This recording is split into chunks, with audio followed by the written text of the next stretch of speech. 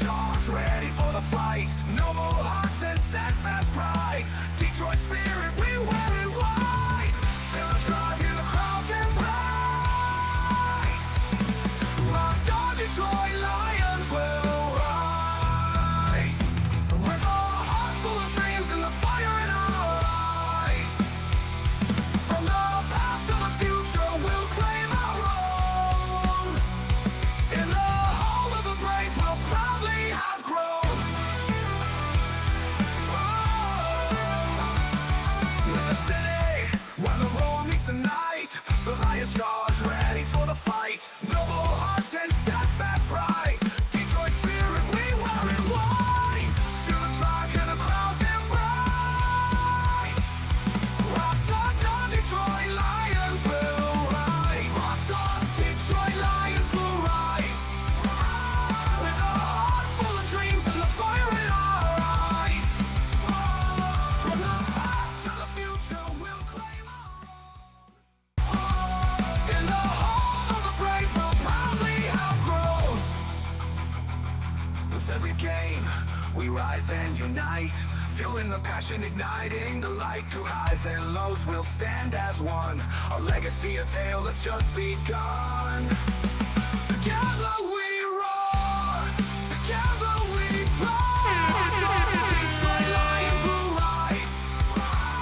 With a heart full of dreams and the fire in our eyes. No respect. From the past to the future, we'll claim our own. This is reckless. In the home of the brave, we'll proudly have grown. So let's lift our voices. Let's turn it up loud.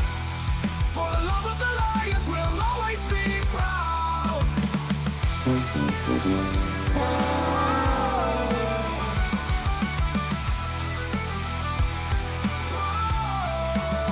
Fucking crazy, man. You sound insane. Do you realize that?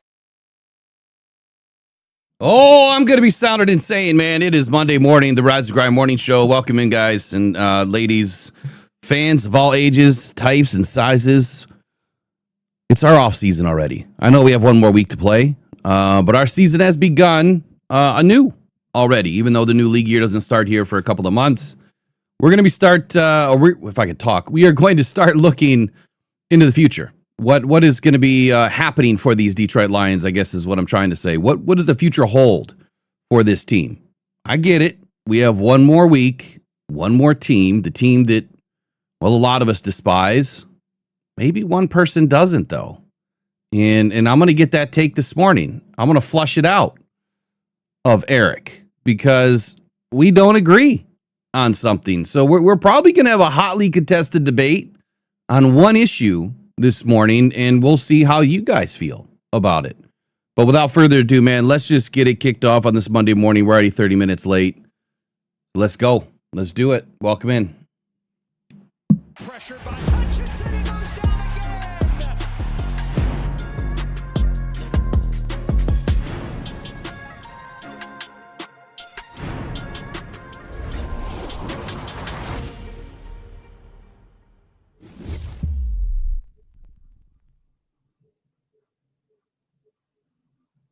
First and foremost, I just need to make sure of one thing, that you guys can't hear the printer going off. If you could just let us know, we'll make an adjustment. Good morning, man. How are you? Long weekend, Yeah. Crazy weekend. The Snowmageddon, the bomb cyclone. I got heckled this weekend because I put out there that we were going to have a bomb cyclone, and some idiot Bears fan was like, "Do better. Why are you talking about the weather?" You know, trying to mock me because we don't have anything better to talk about at the moment for the Lions. But anyway, man, what's happening? How are you? I'm doing okay. Other than this stupid blizzard. Yeah, you know, and look, I stayed away from everything as much as I could. I've been kind of staying away for the last 4 weeks or so. One, I just needed some time. health. Obviously, I needed to start feeling better, and I've been going through a lot of treatments over the last 3 months, and just the way that this season ended, and we can kind of feel it coming.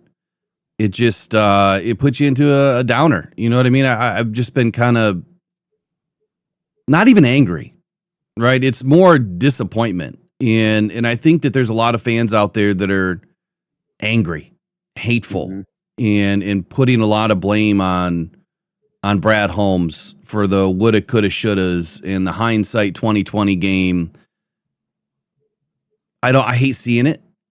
I get it that people are frustrated, angry, hurt, whatever. I don't care if you lost money. I don't care if you had lost bets. Like that's your problem, not you, Eric, but everyone else out there. Like if that's what you're angry about, man, there are so many more things in this world to be excited about or happy about, and don't put yourself in a stupid situation. You know, don't do it. Because that's not the answer, right? The answer is, well, I lost money, so I'm mad at Brad Holmes. Well, Brad Holmes, we'll talk about it this morning, but Brad Holmes has done, in my opinion, everything and anything that he could do.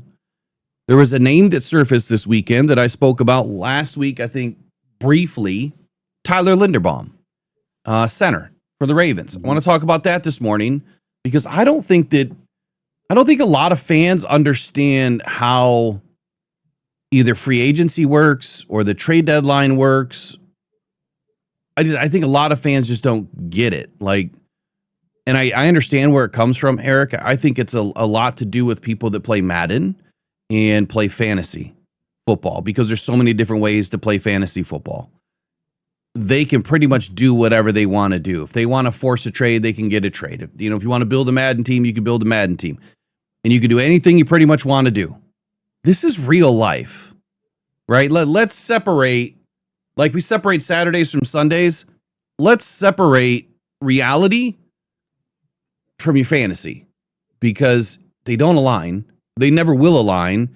And I think that is putting a lot of misplaced anger and hate on players that you want to keep, but that I'm telling you right now are not going to stay in Detroit because they don't want to because of you.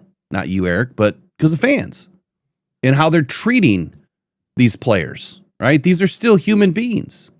And Brad Holmes and Dan Campbell, for that respect, why would they want to stay if they're going to continually just get railroaded by the fan base, in my opinion, that just doesn't understand?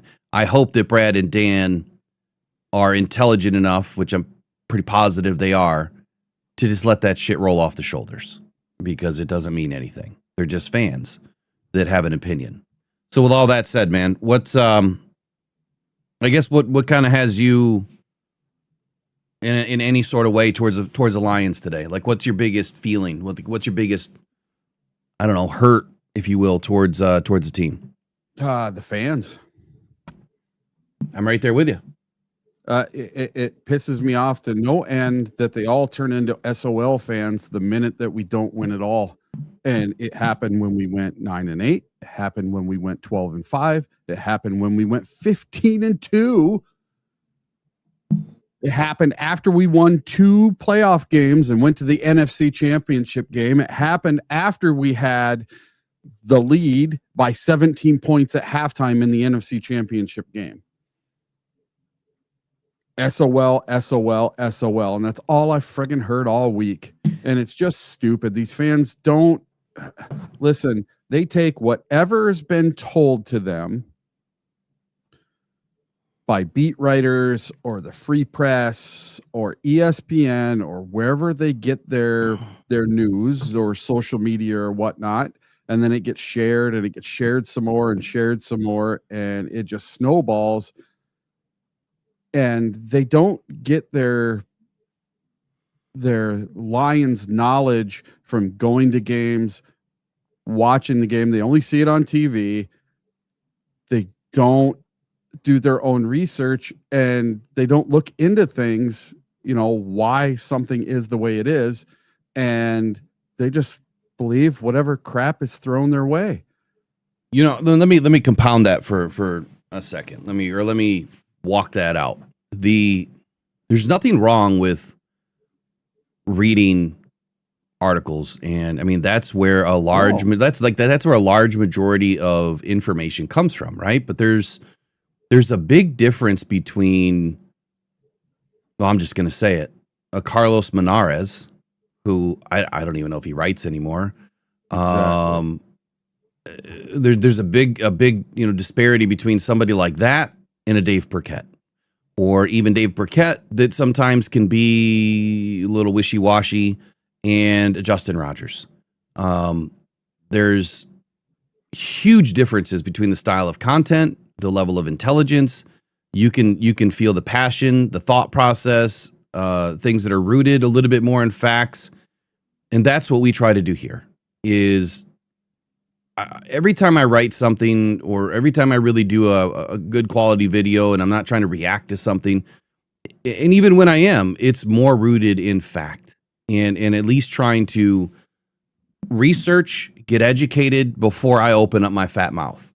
And unfortunately, like someone said in the chat, content creators, if you haven't realized by now that there's a certain few content creators, and now there's many, that we're doing content a certain way, and now it's like they're all feeding off of each other to feed the negativity and feed the ideas that a lot of fans are fanning the flames to right now. And I'm not saying it's right, wrong, or indifferent, but what I am going to say is a lot of it's not rooted in fact. It's opinion. And it's not rooted in educated football knowledge. It's opinion. And there's some pretty bad opinions out there. If you look at the history of the league, and if you study the game, now I'm no different than anybody else. I just know that I probably spend 100 times more man hours in researching and reading and studying and spending time at the games or the combines, doing all of the different things that most fans don't do. And you don't have to, right? You don't have to do any of that, but at least studying and learning from history, learning from where the NFL came from, what it's been about, how teams operate. Don't look at just your team. Look at the other teams. What are they doing or not doing? Why don't they make trades at the deadline? Why don't they make big trades in free agency? Why is that? And then why do some teams do it more than others? And I think that there's a few different philosophies. And until you can really understand it, unfortunately, content creators right now are fanning the flame of negativity and fire Brad Holmes and fire Dan Campbell and Jared Goff's the problem and yada yada yada yada. Let them have their opinion. That gets but me the most. Yeah, that's the one that gets me the most.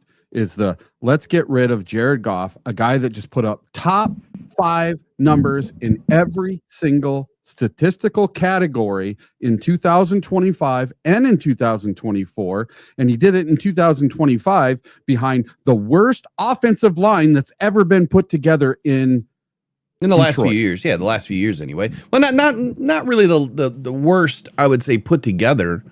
I think that we have a lot of good players. I think what happened is you start getting into, without getting too, I don't want to get too far into this. Between rookies and injuries. Exactly. It's kind of a sum of your parts, right? You are the sum of your parts and pieces. And I feel like our parts and pieces ended up getting injured too early, too often, and for too long. And I haven't gone through and looked at how many different offensive line formations that we have had this season, but I'm going to venture a guess that it's probably been more than 8 to 10 different offensive line formations. And all that means is that you have a different starter anywhere on that offensive line each week. Mm-hmm. Right? And how many weeks did that happen? So how many times did Graham Glasgow play center? How many times did Kristen Cologne play center? Eguakin play center? How many times do we have a different left guard or left tackle or right guard, right? And so those are different offensive line formations. Not many teams will win a lot of football games when that happens. My question would be, if you look at the Bears, who, they started out 0-2, and we'll get into that here just next, but their offensive line has been intact.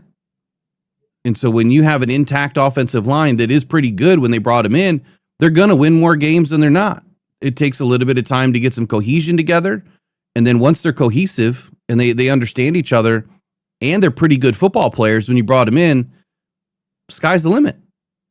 Right? And you can see that their run game is working pretty well because they have cohesion. But the minute you start losing players, that is when things start to fall apart. But then you compound that issue with new scheme, 14 new coaches, 2 new coordinators, and the fact that the Lions were honestly well on their way, winning a lot of games up front. I was a bit surprised that they were playing as well as they were playing in the beginning. We didn't expect it week 1, but I think week 1 showed us the issues that we were going to have the rest of the season because those issues continued on the offensive line. But anyway, let me sum all this up and then I'll hand it back to you. Okay. Content creators right now are doing, in my opinion, a very poor job of putting fact out there. They can put all the clickbait out there, which they do a great job at that. They can put all the false narratives out there. They're doing a really wonderful job at that. But tell me, how many of those content creators have gotten draft picks right, have gotten free agency right, and 53-man rosters right, offensive, defensive schemes right, what the Lions are going to do each week, how players are going to perform against another defense or offense? Tell me, how many of them have got that stuff right? Because I can tell you on this channel, it's a very high level of accuracy. And that doesn't come from just being an everyday Joe Schmo watching football. It's from taking the time to learn. And again, I'm no different. You're no different than anybody else. But we take the time to learn and not just throw shit against the wall. So now that I've wrapped all that up, go ahead, say whatever you got to say, and then let's get into our first topic. Yeah, well, I wanted to address this. So, Baltimore Ravens. You were talking about their center. Baltimore Ravens fans and Baltimore Ravens media has proposed this imaginary trade where they trade their quarterback for our quarterback. They are sick and tired of having a mobile quarterback who gets hurt every 2 seconds that they just paid a whole bunch of money for. Who is that?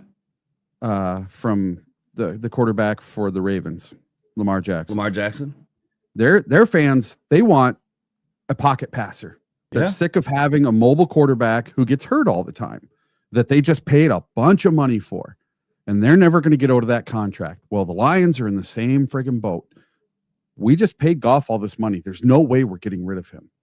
Well, they want to, all these fans from both fan bases, they want to do this cross the streams thing.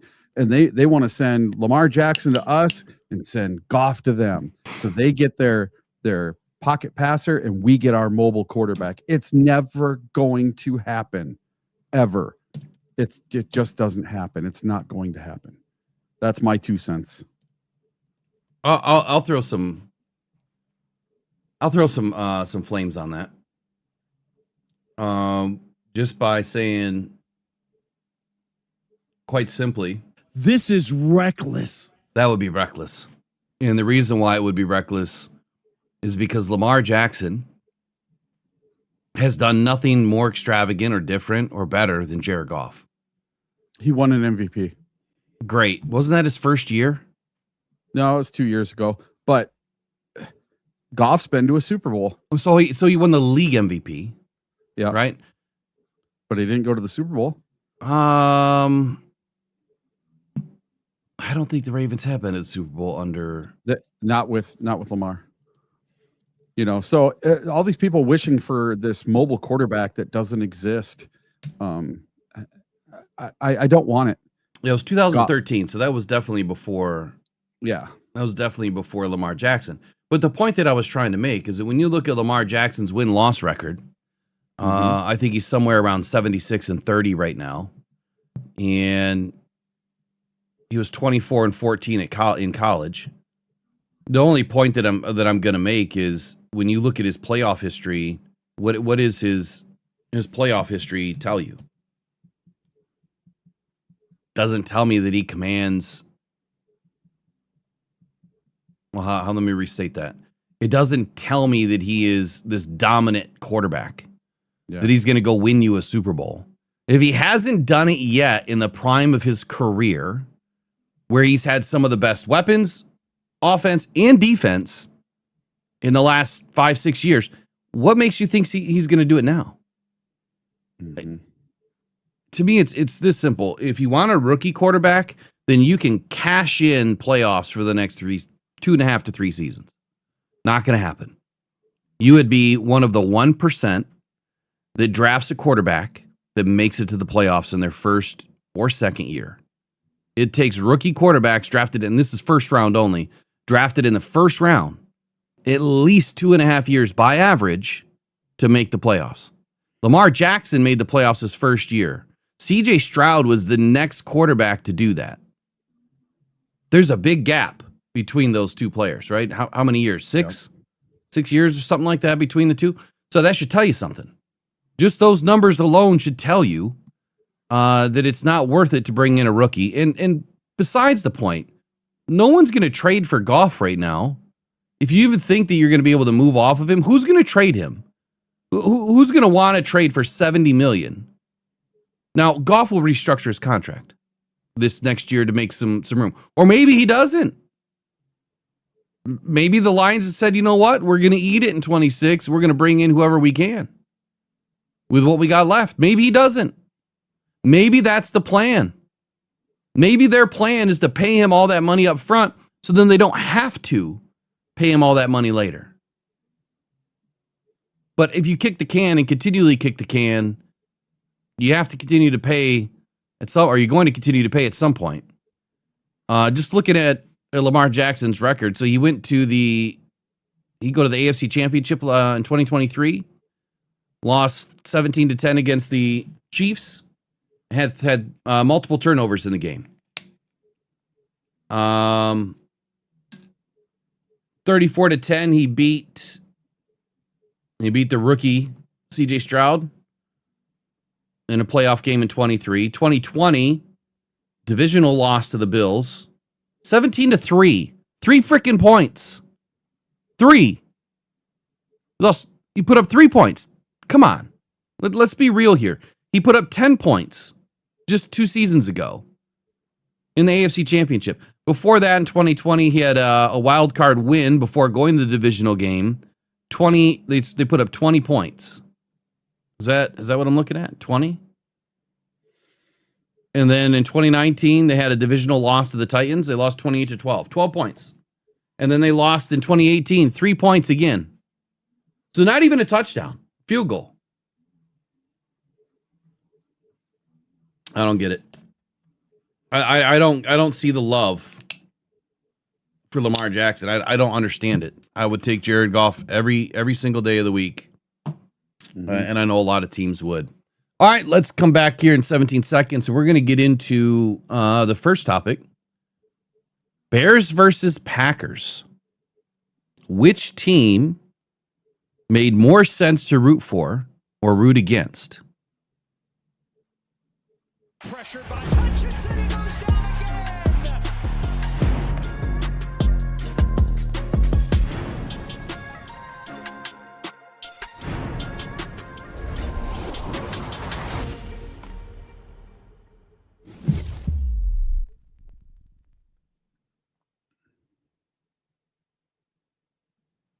Okay, Eric, this has been a conversation between you and I earlier this morning, and we there's some conversation over the weekend in the Blue Zone chat.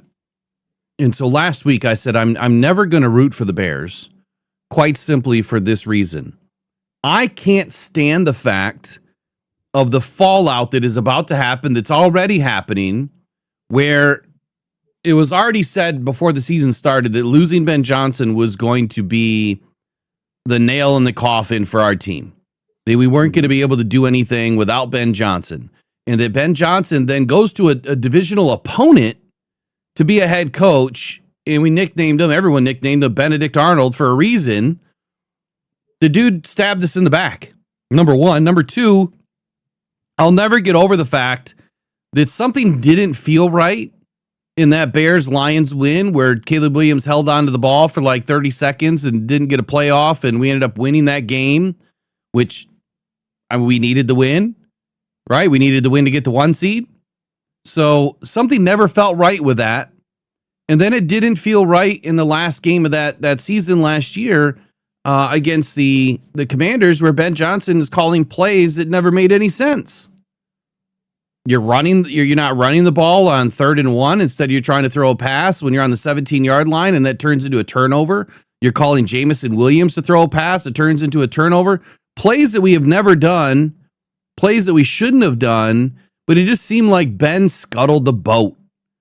I feel like Ben intentionally ruined our season. I've always felt that way because he already knew where he was going.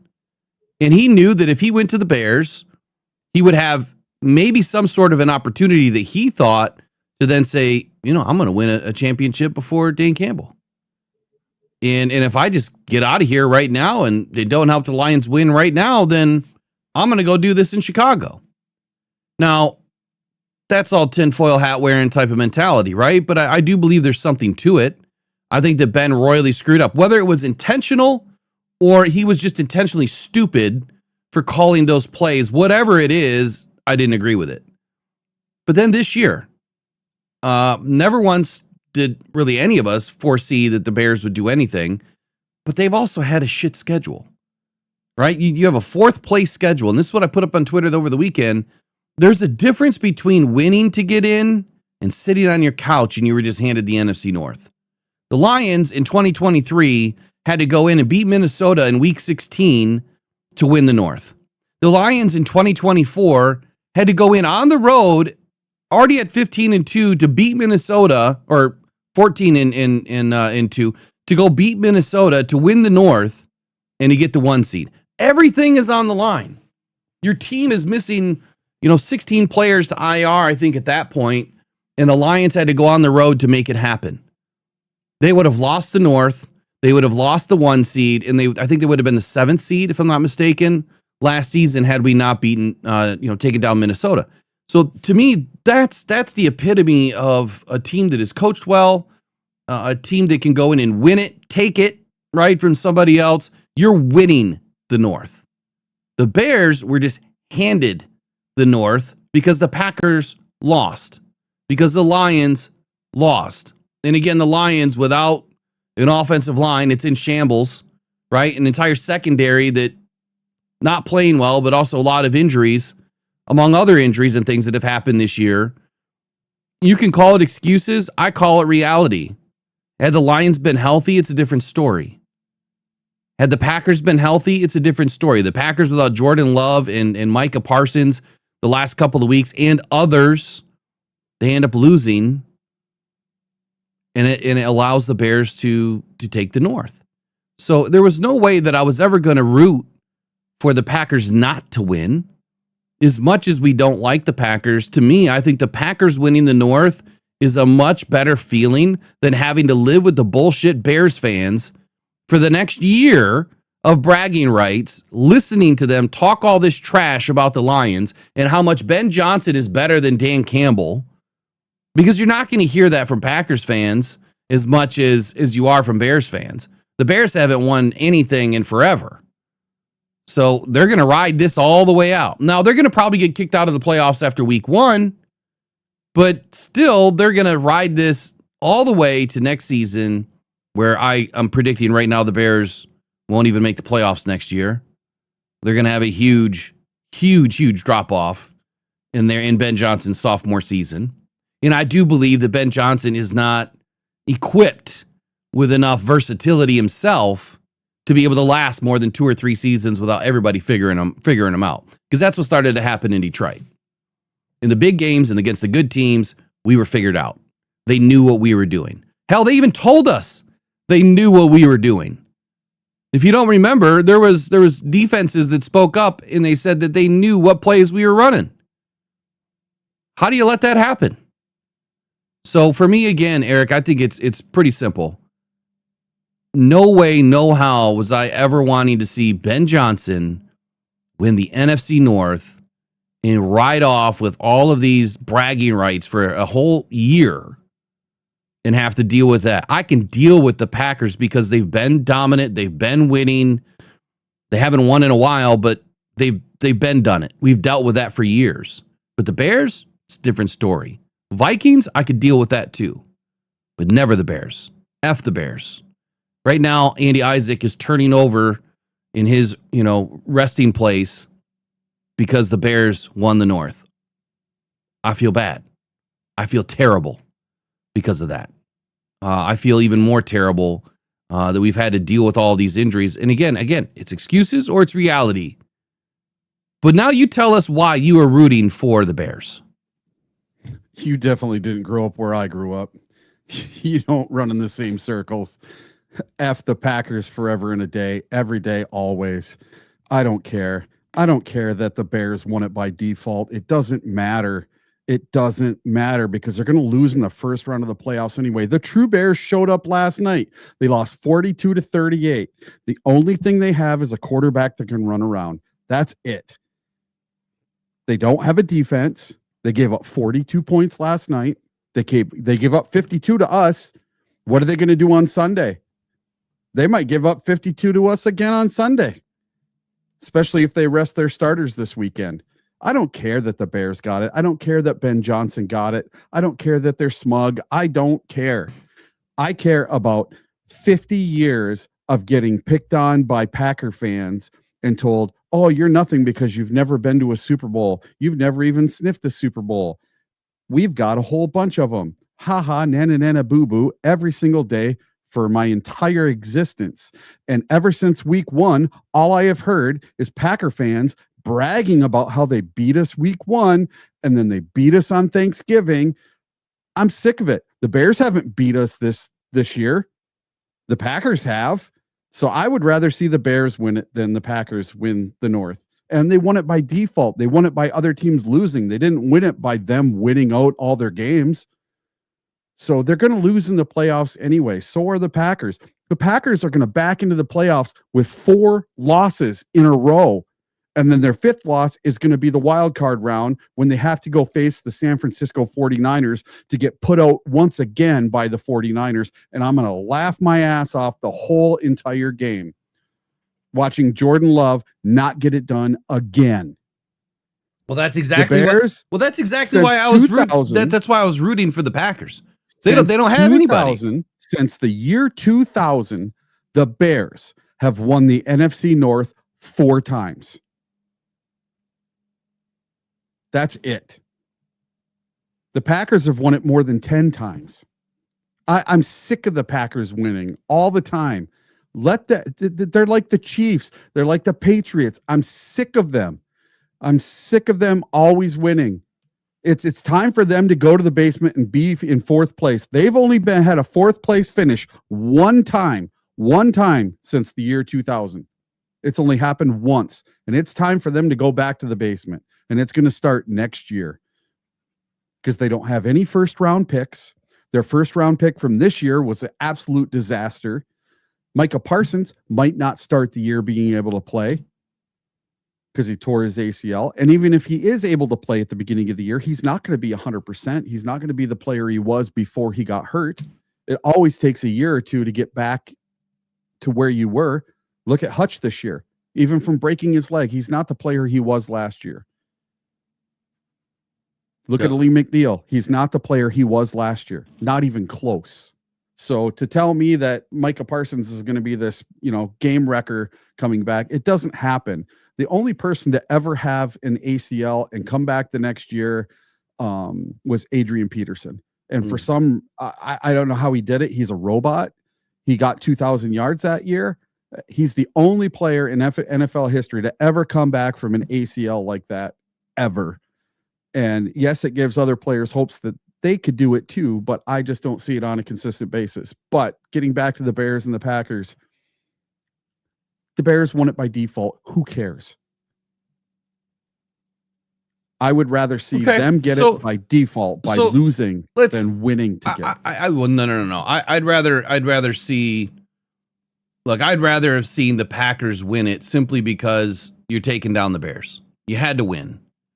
They're in the same situation that we are. The Packers, they have too many injuries stacking up. So, like we have both said, gift wrap, default, whatever it is, the Bears didn't win the North. Okay, and that's even that's even more painful for me or any Lions fan having to go through losing Ben Johnson. I think that's the point that's being missed. How much shit has been talked about Ben Johnson going to the Bears? Ben Johnson's better than Dan Campbell. Ben Johnson is the only reason why the Lions were winning football games the last couple of years. Ben Johnson made Jared Goff. And the list goes on. You can't say that about the Packers. You can't say that about one coach on the Packers roster. But you can about the Bears. And now that is all coming to fruition in their minds. We know that the true story. I mean, the Lions are still, a top 3 statistical offensive juggernaut again this season. They just couldn't put it together at the right time in some games. All right. Right? So that is the bigger reason I never wanted to see the Bears, or at least Ben Johnson, do anything with the Bears because of how much shit we talked about him in the beginning of the season. Everybody. And I don't want to ever see it happen again. I want to see him win it because now they didn't win it. It was given to them. And so now they're going to have all these bragging rights for something they didn't even win. Now, yes, both of those teams are going to get knocked out early. I guarantee it. What we saw last night with the Bears and the San Francisco 49ers, you let up 42 points. Your defense has been so good, has let up 42 points to the 49ers. You do that shit in the playoffs and let's see what happens. You're going to be going up against much better teams, potentially, than the 49ers, unless you go up against Green Bay in the wild card, which then that's just going to be a disaster because they'll beat Green Bay. Well, listen, there's a secret sauce to what happened this year for the Bears. And the secret sauce is this. They finished 4th place in the NFC North last year. So they got 3 games where they got to play last place teams from last year. So they got to play all these bullcrap teams this year. So guess what the Lions are going to have next year? The Lions are going to have a 4th place finish because the Vikings are going to take care of the Packers this weekend because the Packers are going to rest starters versus the Vikings because everyone on their team is hurt right now. Mm-hmm. So if the Lions can beat the Bears this weekend, the Lions will end up with a 9-8 winning record, and a 4th place finish, and they will get to play the Giants. They'll get to play the Arizona Cardinals, and they'll get to play the Titans. If for some reason the Packers pull out that game, the Lions change it up. They don't get to play those 3 easy teams. They're going to end up playing, let's see, they're going to end up playing either the 49ers, the Seahawks, or the Rams instead, which would suck compared to playing the Cardinals. And then they're going to have to play the Commanders and the Colts instead of playing the Giants and the Titans. So I would much rather have that 4th place schedule, and not because I want to play easier teams. Sure you do. Not because I just want to play easier teams, and not because I don't think my team can play harder teams. This is get right games. These are games that our team can get our feet back under us again and go smash through a bunch of teams like we did before. And here's my warning shot. Here's my warning shot with that idea. Every year, you are going to have teams that go from worst to first. Yep. Every year it happens. Every schedule that you look at, for instance, 2023, we're looking at the schedule and we're saying, oh my God, we are going up again. We have 8 games against playoff teams. or maybe that was last year. It was 8 games. It was the Minnesota Vikings twice, and then seven other games. So we had a first place schedule last year and the year before. So 7 teams. We had 7 teams that were previous playoff teams from the season before. 8 games on the schedule. And we're looking at it like this is going to be the toughest schedule we've ever had. But what happened? Well, the majority of those teams turned out to be nothing burgers. And we rolled right over the majority of them. So every year you're going to have worst to first. It's going to happen. So that 4th place schedule that you have, it could blow up in our face. 3rd place schedule, it could blow up in your face.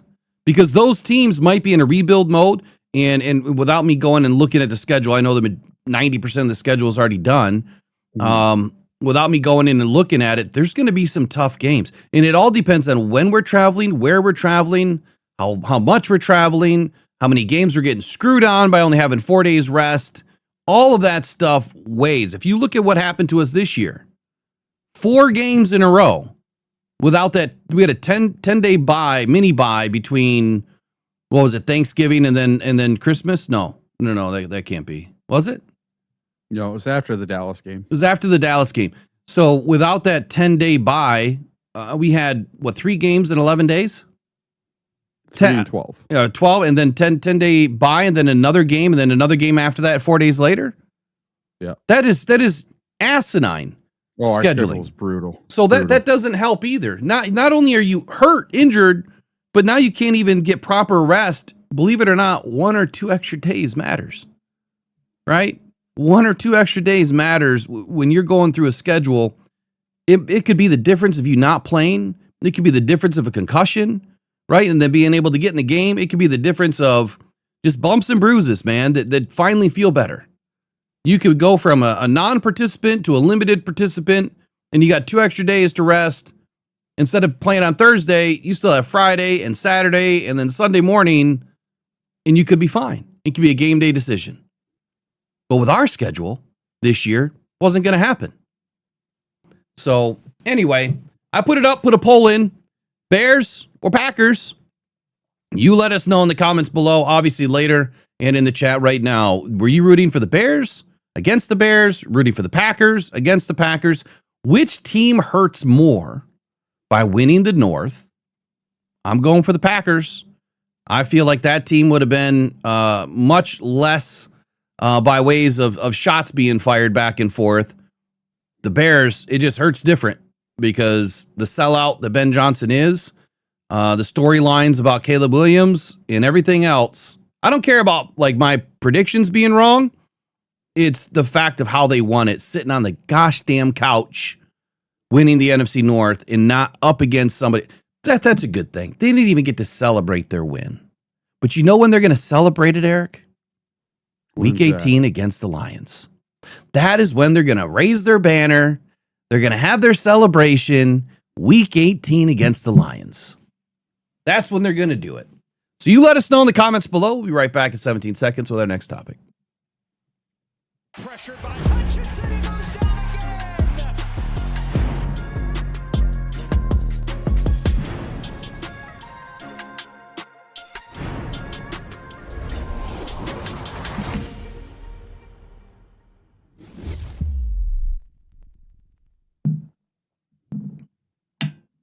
All right. I still love you, man. I still hate the Packers. The Packers have run the North for so long, since the 90s. You have to admit it. The Packers have run this division since the 90s. No one has more divisional wins than the Packers, the 90s and the 2000s. No one's even close. It's time for someone else to run this bitch for a while. Run this F bitch. them. I love this statement by Mathix. He says, I confess to a sizable dopamine hit when the Packers lose. You know, they both feel good. That's why it's FTP and FDB or FTB all day, every day. And I used to have shirts for sale that said the same thing. There's somewhere, links below somewhere. You can find them. F the Packers and F the Bears, man. I got love for the Vikings, though. It's a weird love-hate relationship with the Vikings. Dude, when you go to a Vikings game, all the fans are super cool. Like you'll sit next to a soccer mom and she'll be like, "Hey, do you want a sandwich?"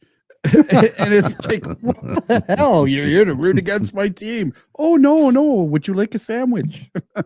They're so nice. I've never had a bad experience in Green Bay. I've only been there twice. Oh, I have. I've never had a bad experience. I mean, when I was sitting down watching the game, yeah, it was game time. But out at Shields, getting stuff before the game, I mean, I'm walking it all geared up. Oh, hey, how you doing? Yeah, I can't do the North accent the way they do it. No. You know, hey, how you doing? And you know, shaking your hand and hey, how's your trip been? And what do you think of Green Bay? And yada yada. Like what? Like you come to Detroit? That ain't happening. You know, it ain't happening. Now we're nice people. Michiganders are great, but on game day, forget about it. It's a different story. All right, let's move forward. I got a hot comment this weekend. Mm-hmm. Hot comment. Because Brad Holmes, in my opinion, according to everybody, my opinion of Brad Holmes is that he can do no wrong. Well, that's not entirely true. And if you've been around this channel, watching this channel for, gosh, a little over 2 years now, started October of 23 on YouTube, I've been anything but all in on Brad Holmes and Dan Campbell. I am very realistic and raw about facts. And I don't mince words when it comes to being critical or, you know, evaluating players and coaches about their, you know, about their performances. Unfortunately, 50% of that has been spent on Aiden. We're going to try to change some of that. We'll get into Aiden again another day, I'm sure, because I got a lot of stuff coming on that. But anyway, I got this hot comment that Brad Holmes really screwed up at the trade deadline because he didn't go out and bring in Tyler Linderbaum. Think about that for a moment. The number one center in the league, by many accounts.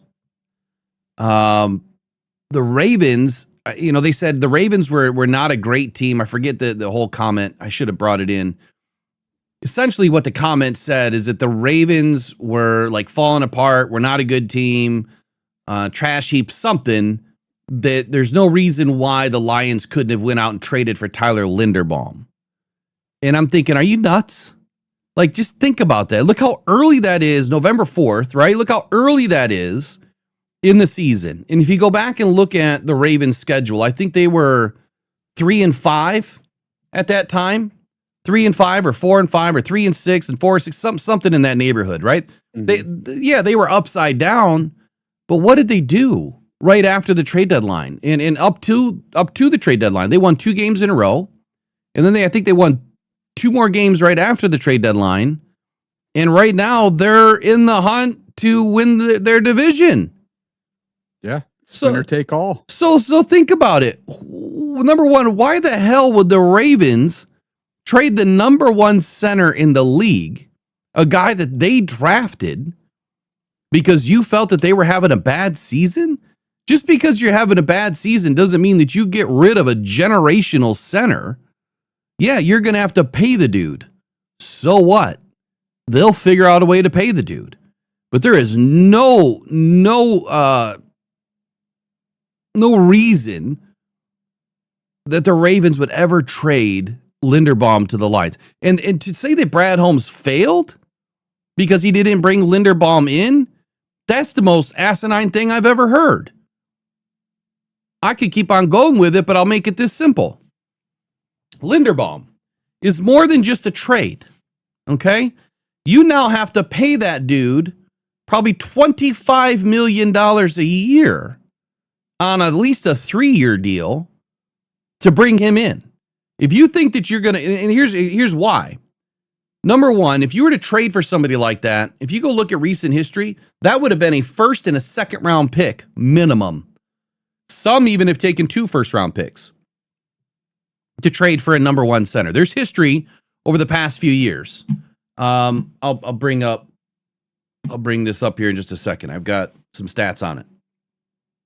Number 2.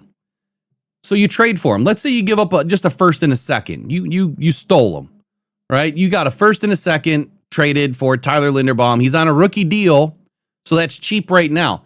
If you don't get him locked up right now today, what happens next year? Assuming he's on the last year of his deal, what happens? He's gone.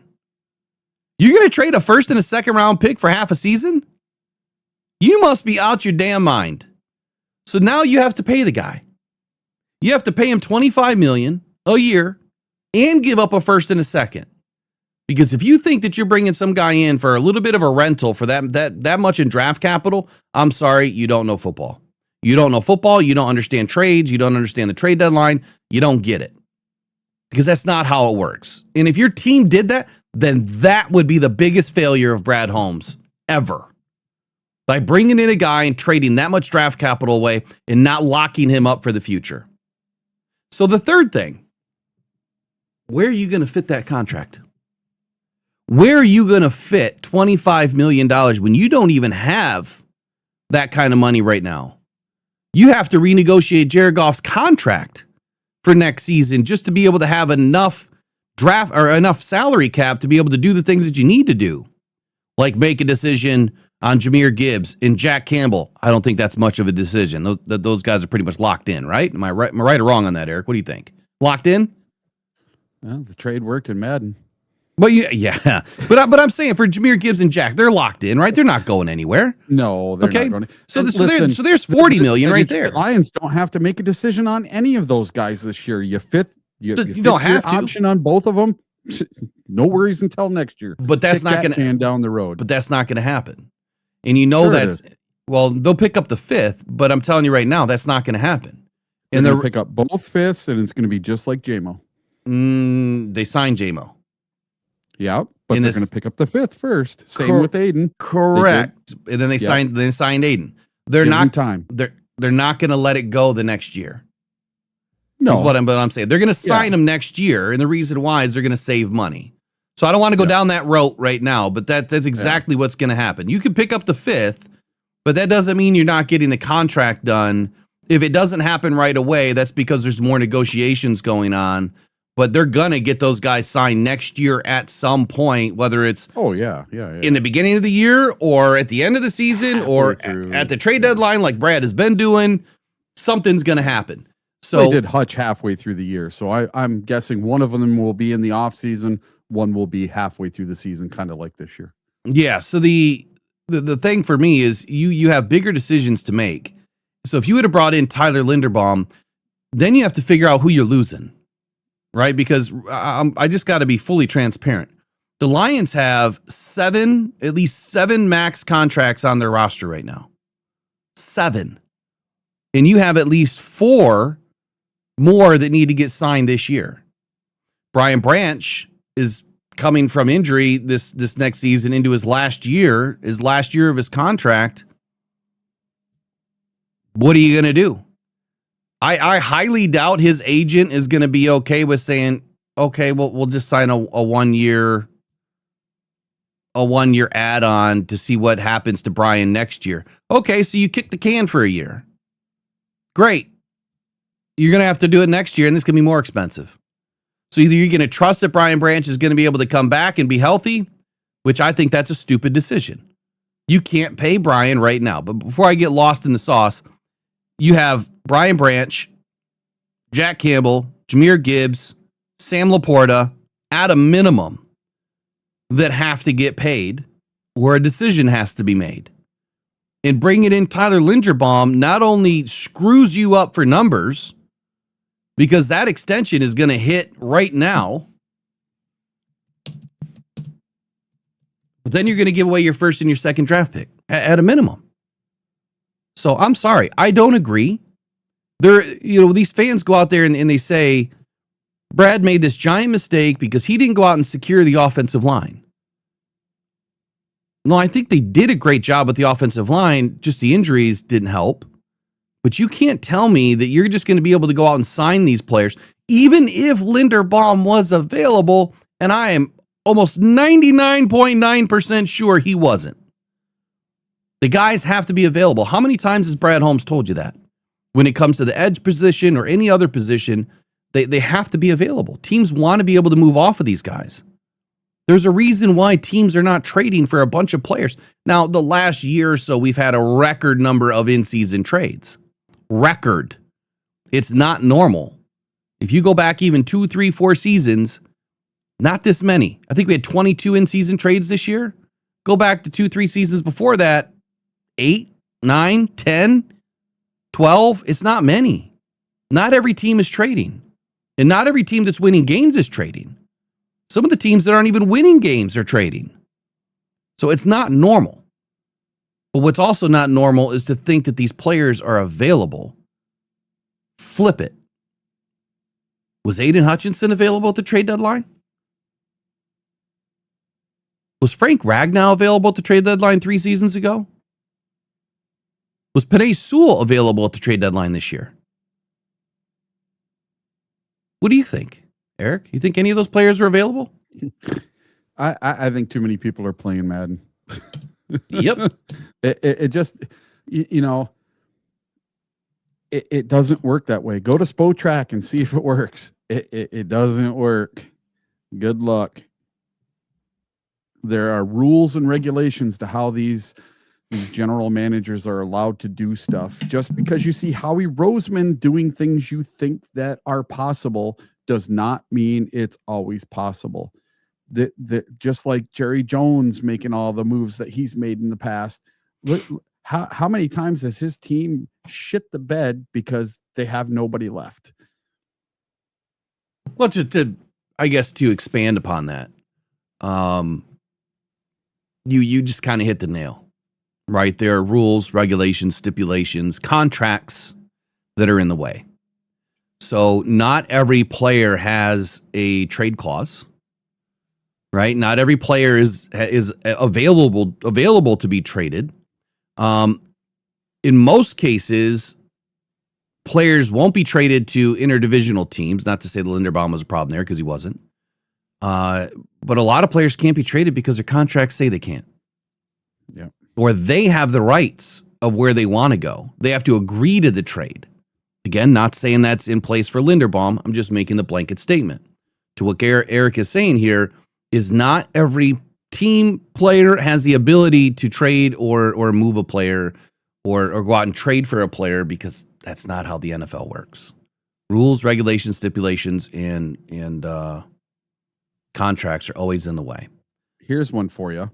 In 3 seasons from now, not 3 seasons from the beginning of the year, 3 seasons from the end of this season, you tell me who won the Michael Parsons trade. It's not going to be the Packers. Guarantee it's going to be the Dallas Cowboys. Oh, for sure, because they're going to bring in their next edge and probably their next offensive lineman out of the deal. Yep, and they're going to be drafting at, I don't know, what, 18 this year? 17, 18? No, they should be picking before us. Yeah, but they're going to listen. How many teams make the playoffs? 14, correct? Yes, 14. So 32 minus 14 is. Here, I can tell you. Hold on. I can tell you where they're picking. Because they're going to be the first team out in the playoffs. It's going to be the highest available of all the playoff teams. Should be 18 or 19. So let's say they're picking 19 or 20. The Cowboys aren't in the playoffs. No, the Green Bay Packers are. Okay, I thought you're still talking about the Cowboys. I am talking about the Cowboys. Yeah, the Cowboys are picking 13. That's what I was saying. So I thought you were talking about the Cowboys. The Cowboys are picking before us at 13. The Cowboys have the Packers pick this year and next year. And right now that's 21. So they're picking at 13 and 21. Even being the first team out, they're going to be at 21. They should be at 20 or right now it's 19. Right now it's speculated that the Cowboys are going to be picking at 13 and 21. I think it's going to be lower than that, because the Packers are going to be the first team out. When you have 14 teams in the playoffs, you have two sides, AFC and NFC. So you're going to have two teams that are going to be the first out, right? And then they're going to have the worst record. But it goes by records and it goes by a lot of different factors. So yeah, Right now, according to the draft order, they're picking 21. The Packers are picking 21. Still, even at 21, it's a great pick. My God, they have two of the meat and potatoes of the draft, 13 and 21. Yeah. Well, and they can package them up and they'll be in the top 5 in a hurry. Yeah. Tell me the Cowboys can't do whatever they want to do in the draft the next 2 years. Okay, so, walking back to Linderbaum for just a moment, because I was trying to pull up my stats, but former first-round centers that have been traded, okay? Billy Price, the 2018, he was drafted 21st overall in 2018. He was traded in 2021 to the Bengals. The New York Giants exchanged defensive tackle B.J. Hill, which at the time, B.J. Hill was a pretty good player, right? So they traded those two players. I don't see any draft picks. Cameron Irving, a former 2015 draft, 19th overall, he was traded in 2017. The Cleveland Browns traded Irving to the Kansas City Chiefs for a 5th round pick. Cameron Irving didn't work out, was not a very good center. Linderbaum, not traded, right? Cesar Ruiz, 2020, starter for the Saints, not traded. Garrett Bradbury, 2019, played out his rookie deal with the Vikings. He was never traded. Frank Ragnow, 2018, never traded. Ryan Kelly, 2016, had an extension with the Colts, never traded. Travis Frederick, 2013, retired with the Cowboys. Mike Pouncey, 2011, was released and then signed as a free agent, not traded. Marquise Pouncey, 2010, retired with the Steelers, not traded. So 22, 20, 19, 18, 16, 13, 11, and 10. So going back 15 seasons, none of the first-round centers were good first-round centers were never traded. So you have to look at history, right? Part of this is knowing history of the NFL and what is the likelihood of something like that that's going to happen? And why doesn't it happen more often? The answer is cost, right? Cost. Unless that player is over the hill, maybe into their 3rd contract, maybe they've played, 8, 9, 10 seasons in the league, and they're just kind of washed, but they can still play, then they might get traded. But we're not talking about a washed player here. We're talking about Tyler Linderbaum, the best center after Frank Ragnow departed the league. So anyway, we'll move on from that. You were kind of getting into something else there, talking about the Packers trade and the Cowboys. And I think you're spot on, man. The Cowboys so far have won that deal. Now let's throw the Brad Holmes equation into this. It's a perfect segue. Okay. Brad Holmes was a failure because he didn't go out and get an edge player. Well, let's talk about that next when we get back. Pressured by Hutchinson, he goes down again.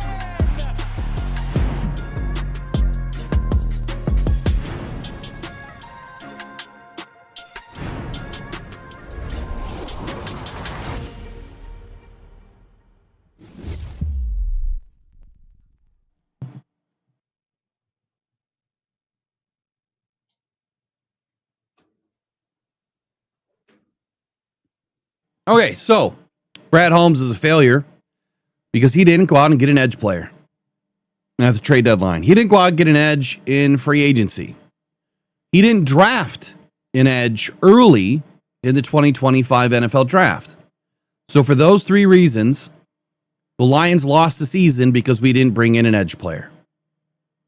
It's interesting to me because there's a guy by the name of El Kudin Muhammad on this roster, which, by the way, what is he tied with Aiden right now for sacks, or maybe he's one behind? When's the last time we've had double-digit sack guys on the edge? Anyone know? I couldn't tell you the last time. Anybody know the answer to that? It's probably been at least 10 seasons. I just saw it the other day. It was back in the 90s. Oh, so even 30 seasons ago. Yeah. Huh. But we still need another edge on the opposite of Aiden. And because of that, we lost the season? You can't ask for better play than what we've had at both spots. We have 2 top 10 guys in sacks on the same squad, and Al-Qadim Muhammad did it in less than half the snaps that Aiden did. Playing as a rotational edge on sub packages more so, a lot more rundowns than Aiden. But my God, Brad didn't go out and trade for an edge because why? He had the guy he needed. He had Davenport. Unfortunately, Davenport got injured. Davenport, being the can crusher he is, was there to stop the run. That's his job. Stop the run, set the edge. And if you haven't figured it out by now, if you look at the teams that are doing very well off the edge and very well in the league right now, their edge set the edge. They're not just getting after the quarterback. That is the most important thing that they can do, is contain the edge, set the edge, stop the run. And if you can't do that, then you're in trouble. Because you can't consistently just fire after the quarterback. It doesn't work that way. I know a lot of people think it does. It just doesn't. You have to play complementary football. You can't constantly just lose your contain. Addison just burned us for a 65-yard touchdown the other day because of it. You can't lose your edge, literally and figuratively. You can't. But Brad Holmes is a failure because the Lions had the best performance out of 2 edge players since the 90s? Come on, Eric. You got to be kidding me, right? This is what people think? Yeah. What is your thoughts on the edge position? Because we're going to get into in just a moment which guys are staying, which guys are leaving. Our opinion, purely, not based on what's happening or anything that we know from the Lions at this moment, but there's multiple players that are due for contracts. They're going to be free agents, and it begs the question, what are the Lions going to do this season? And where is Brad Holmes in the hierarchy of making sure that the defense is in good shape, that the edge position stays, at least solid as it is right now, in addressing other positions? I think that an interior defensive tackle is probably more important again than edge, and it will always be more important. But especially if DJ Reader goes. Yeah, and we'll of course we'll talk about all that. But give me your thoughts here. Is Brad a failure because he didn't bring in an edge? No. So to put some context to this, Aiden Hutchinson and Al-Qadim Muhammad are the first duo in Detroit Lions history to get at least 9 sacks apiece in a season since Tracy Scroggins and Henry Thomas did it in 1995. Jesus. And that was only 9. Now they're both 11 and above. So I don't know if we've ever had a duo get this many sacks before. But like we've talked about and you've talked about over and over and over again, it matters when these sacks come. Are they coming in meaningless games? Are they coming on a meaningless down and it really didn't do anything because they got the first down anyway? Yep. Now, lately, Hutch has been getting his on 3rd down, which has been forcing a punt and doing some good things. So lately, he's gotten it done early in the game, but then he disappears for the rest of the game. And like you were saying, when you're crashing down hard and somebody runs around your edge, that doesn't make much sense either. So even though he's a Pro Bowler for the second time, even though he's got 12 and a half sacks, there are some things that Hutch needs to work on. And I think every player does. Yes. For me too, to be better at what I'm doing here, it takes time. Right? There's a lot of things that you have to work on, whether it's graphics or presentation or, your preparedness, whatever it is. There's a lot of things that I have to work on. Everybody should. If you want to be better, I've had this statement that I always said to a lot of my staff, and it was funny because I started using it when I was running restaurants when I was younger. I love the restaurant business. My grandfather was a chef, and ever since I was a little kid.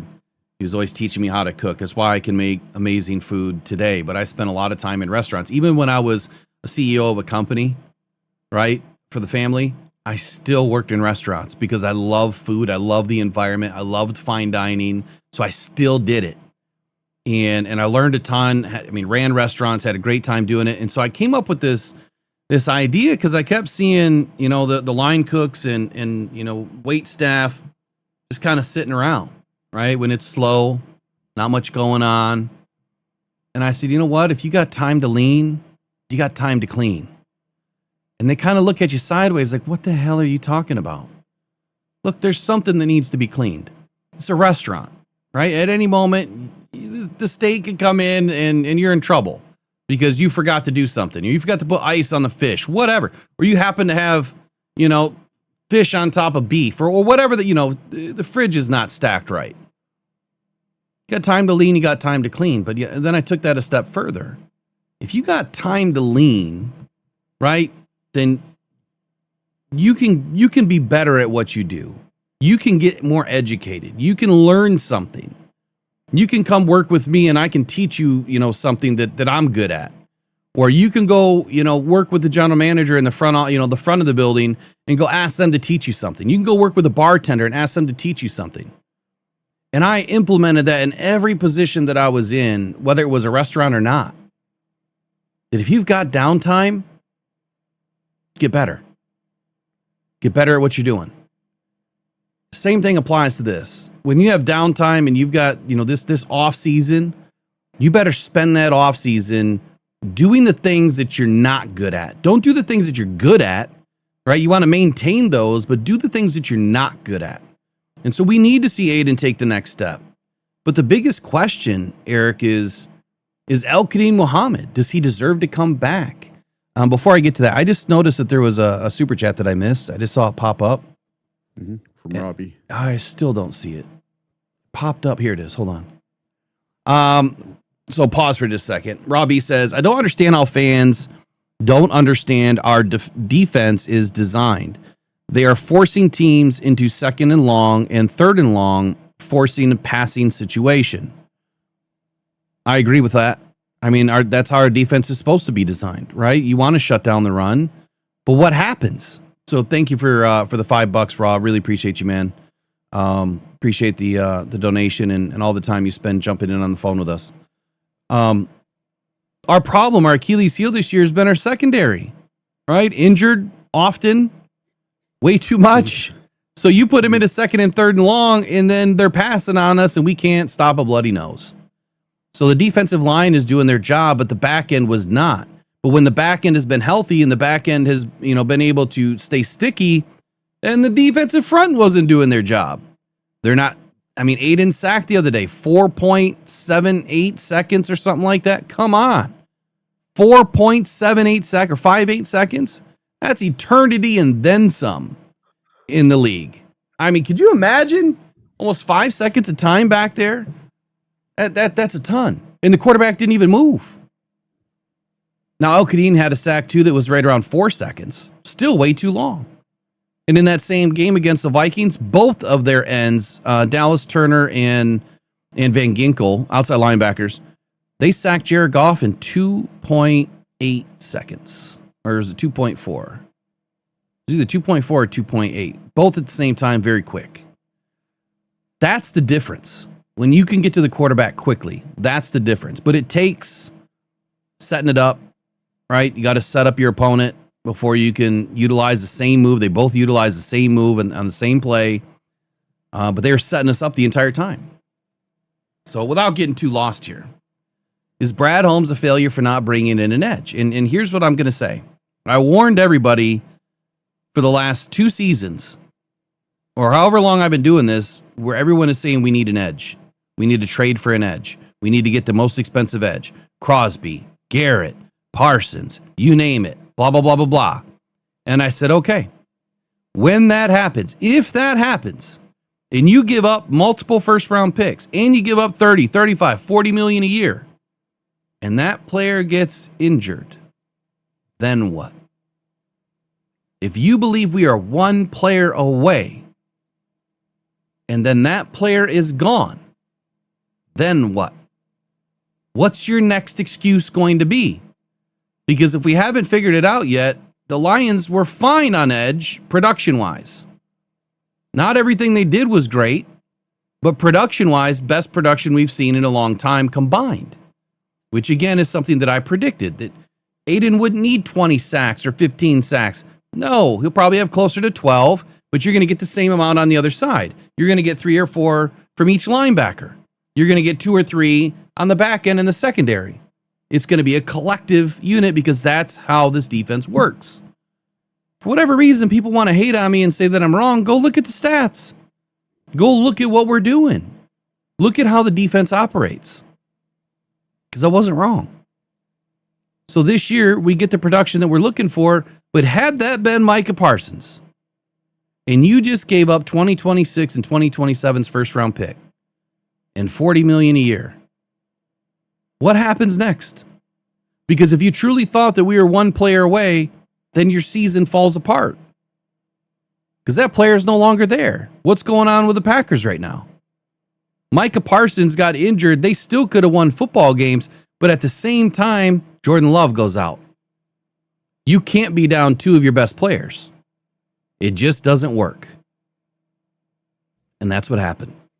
Well, their best quarterback isn't Love anyway. It's Malik Willis. He's better than Love. I'll die on that hill. Say that again. Malik Willis is better than Jordan Love. Woo! And there are many, many, many Packer fans who agree with me. Look, I like Malik Willis, but like I said over the weekend, he just isn't consistent enough. And then, of course, in the first half, I think he was like 8 of 8. He got hurt. Yeah, he was 8 of 8. He was playing well, but he's just not consistent throughout an entire game. And I think that's been his downfall, through his young career, is consistency. And if you don't have consistency, it's not, you won't pan out in the league. And he tries to run first and not keeping his eyes downfield. That's going to get you in trouble, and he's got a great arm. It's just not consistent. Listen, there's your mobile quarterback. There's the mobile quarterback everybody wants. I don't want Malik Willis in there as a number one. I didn't want him in the draft a couple years ago. No. I thought he was going to be a flop, and he was a flop for the Tennessee Titans. Mm-hmm. Somehow the Packers got something out of him, but dude, he's just another flash in the pan, and he's going to get paid this offseason. He's going to go somewhere, and he's going to get a bunch of money. He's going to get an opportunity to start. He'll play 4 or 5 games, and then he won't be starting anymore. He'll be hurt or washed out. And that team won't get into the playoffs. So kind of sticking with this narrative, about Brad Holmes and not bringing in an edge, I think that we can all agree, or at least agree to disagree, Brad made the right choice. Whether it was bringing back Davenport, I think it was the right move. I know it was the right move. The injury killed him. He was brought in to be, the run stuffer. You had Al-Qadim Muhammad as a backup on both sides. We had plenty of guys to mix in. The goal is to have a high rotation. And you don't want a huge let-off in a high rotation. Levi Onwuzurike was a huge loss for the Lions this year. Josh Paschal, huge loss for the Lions this year. If we had both of those players this season, man, this defense would have been that much better. We wouldn't have been able to keep them all, but we would have been that much better of a defense, being able to have that kind of a rotation where you have consistency. You may not have, A1, star level play on your second rotation. Tell me a team that does, that runs a 4-3. Tell me a team that does. Nobody does. You have your 2 starters, and even then, both your starters are typically not equal. There's only 1, maybe 2 teams out there that have that ability, the Texans being one, the Lions this year being the other. So that rotation could have been key for the Lions, but had they brought in Parsons, our season was cooked and our future even more cooked. And then Brad Holmes is out of job if he would have done that. But thank the Lord above that he didn't do that. because now we have the ability to go draft an edge in the first round if they feel that there's one there, to draft that center we desperately need if they feel that one's there, to draft that left tackle that we desperately need if they feel that one is there. For the next 2 seasons, we can draft whoever we need to draft now in the first round. And the article that's dropping after today's show is going to talk about the next left tackle that I feel could fit in Detroit. I'm not going to get into it today. But I've also put my statement in there about what roster roulette is and where it started a few seasons ago and how successful it has been even in its infancy stages. I got more work to do this year. This year is going to be that proving point, like I said, like how much better can it really be now that it's getting dialed in? But it's predicted a lot of, players, at positions to be their best overall just based on my formula. It's working. It's not perfect, but it's working. So I expect again for Brad Holmes to make the right decision, and that is to keep flush with cash and to keep flush with draft picks so that he can keep a sustainable football team on the field. What were you going to say? Sometimes a GM can do more by doing less. What do I mean Great by statement. that? Well, there's 2 examples, 2 really, really, really good examples of sometimes doing less is doing more. Fans clamored for us to get Zadarius Smith back so they could see what it would look like with Zadarius Smith and Aiden Hutchinson on the field at the same time. Well, guess what? Zadarius Smith played 4 freaking games, had 2 sacks, and retired. Do you think that Brad would have gotten his flowers had that happened here in Detroit? That would have been a catastrophic mistake to bring in Zadarius Smith. And then who are you going to cut? Would they have cut AQM? Maybe. Maybe AQM was the guy that was the next guy on the totem pole to go off. So we don't know that. And then another one is Trey Hendrickson. Doing less sometimes is doing more. By not bringing in Trey Hendrickson at the trade deadline, guess what Brad Holmes did? He didn't lose a first-round pick for a half-a-year rental and a player that was hurt anyway and ended up going on IR after 9 or 10 weeks of the season. So I think Brad dodged bullets on both of those situations, and by staying pat and staying patient, did way more than he could have done had he acted on those 2 situations. You're spot on, man. I forgot about the Zadarius Smith thing, and I think it caught a lot of us by surprise. I missed it, and I apologize last year or this year when I said I missed it. I didn't see where Zadarius Smith was owed so much in the second part of next year. Like the second part of the contract was next year. An additional $5.5 or $5.25 million for not being on the roster, and then $10 million this year.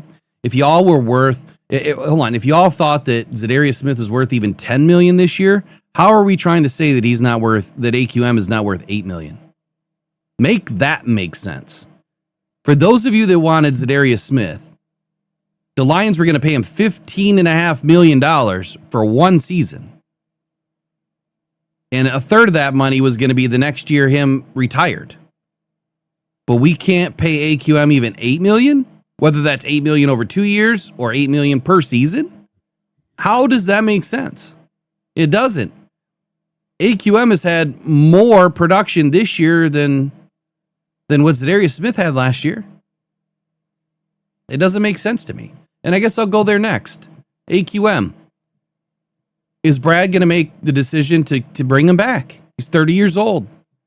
He's played with, 5, 6 different teams. And this year, he finally feels like he landed on a squad that he loves and that he's having success with. I'm going to read some of this by David Burkett because I thought it was a really good breakdown. But he starts out by saying, El-Qadim Mohammed beat 2 blockers for a sack late in the first half of Thursday's Christmas Day loss to the Minnesota Vikings, and then put both hands to his mouth and blew a kiss to the crowd. Muhammad reached double-digit sacks on the play for the first time in his career and celebrated the milestone with a congratulatory hug from his teammate, Alex Anzalone, who is also his 2017 draft classmate with the New Orleans Saints. Muhammad said, "It means a lot. You have team goals and you have personal goals. To me, it was emotional though, because I done had a rough career. A journeyman pass rusher who's played for 5 teams in 9 NFL seasons. Muhammad's breakout year, he had 2 sacks Thursday to give him 11 on the season, tied for the 9th most in the NFL. Couldn't have come at a better time. Muhammad is one of 17 pending unrestricted free agents for the Detroit Lions in 2026. Free agents the Detroit Lions have on the defensive side of the ball. Anzalone, DJ Reader, Amik Robertson, Marcus Davenport are also free agents and are also key backups. Roy Lopez, Rock Ya-Sin, and Malcolm Rodriguez are also on that list.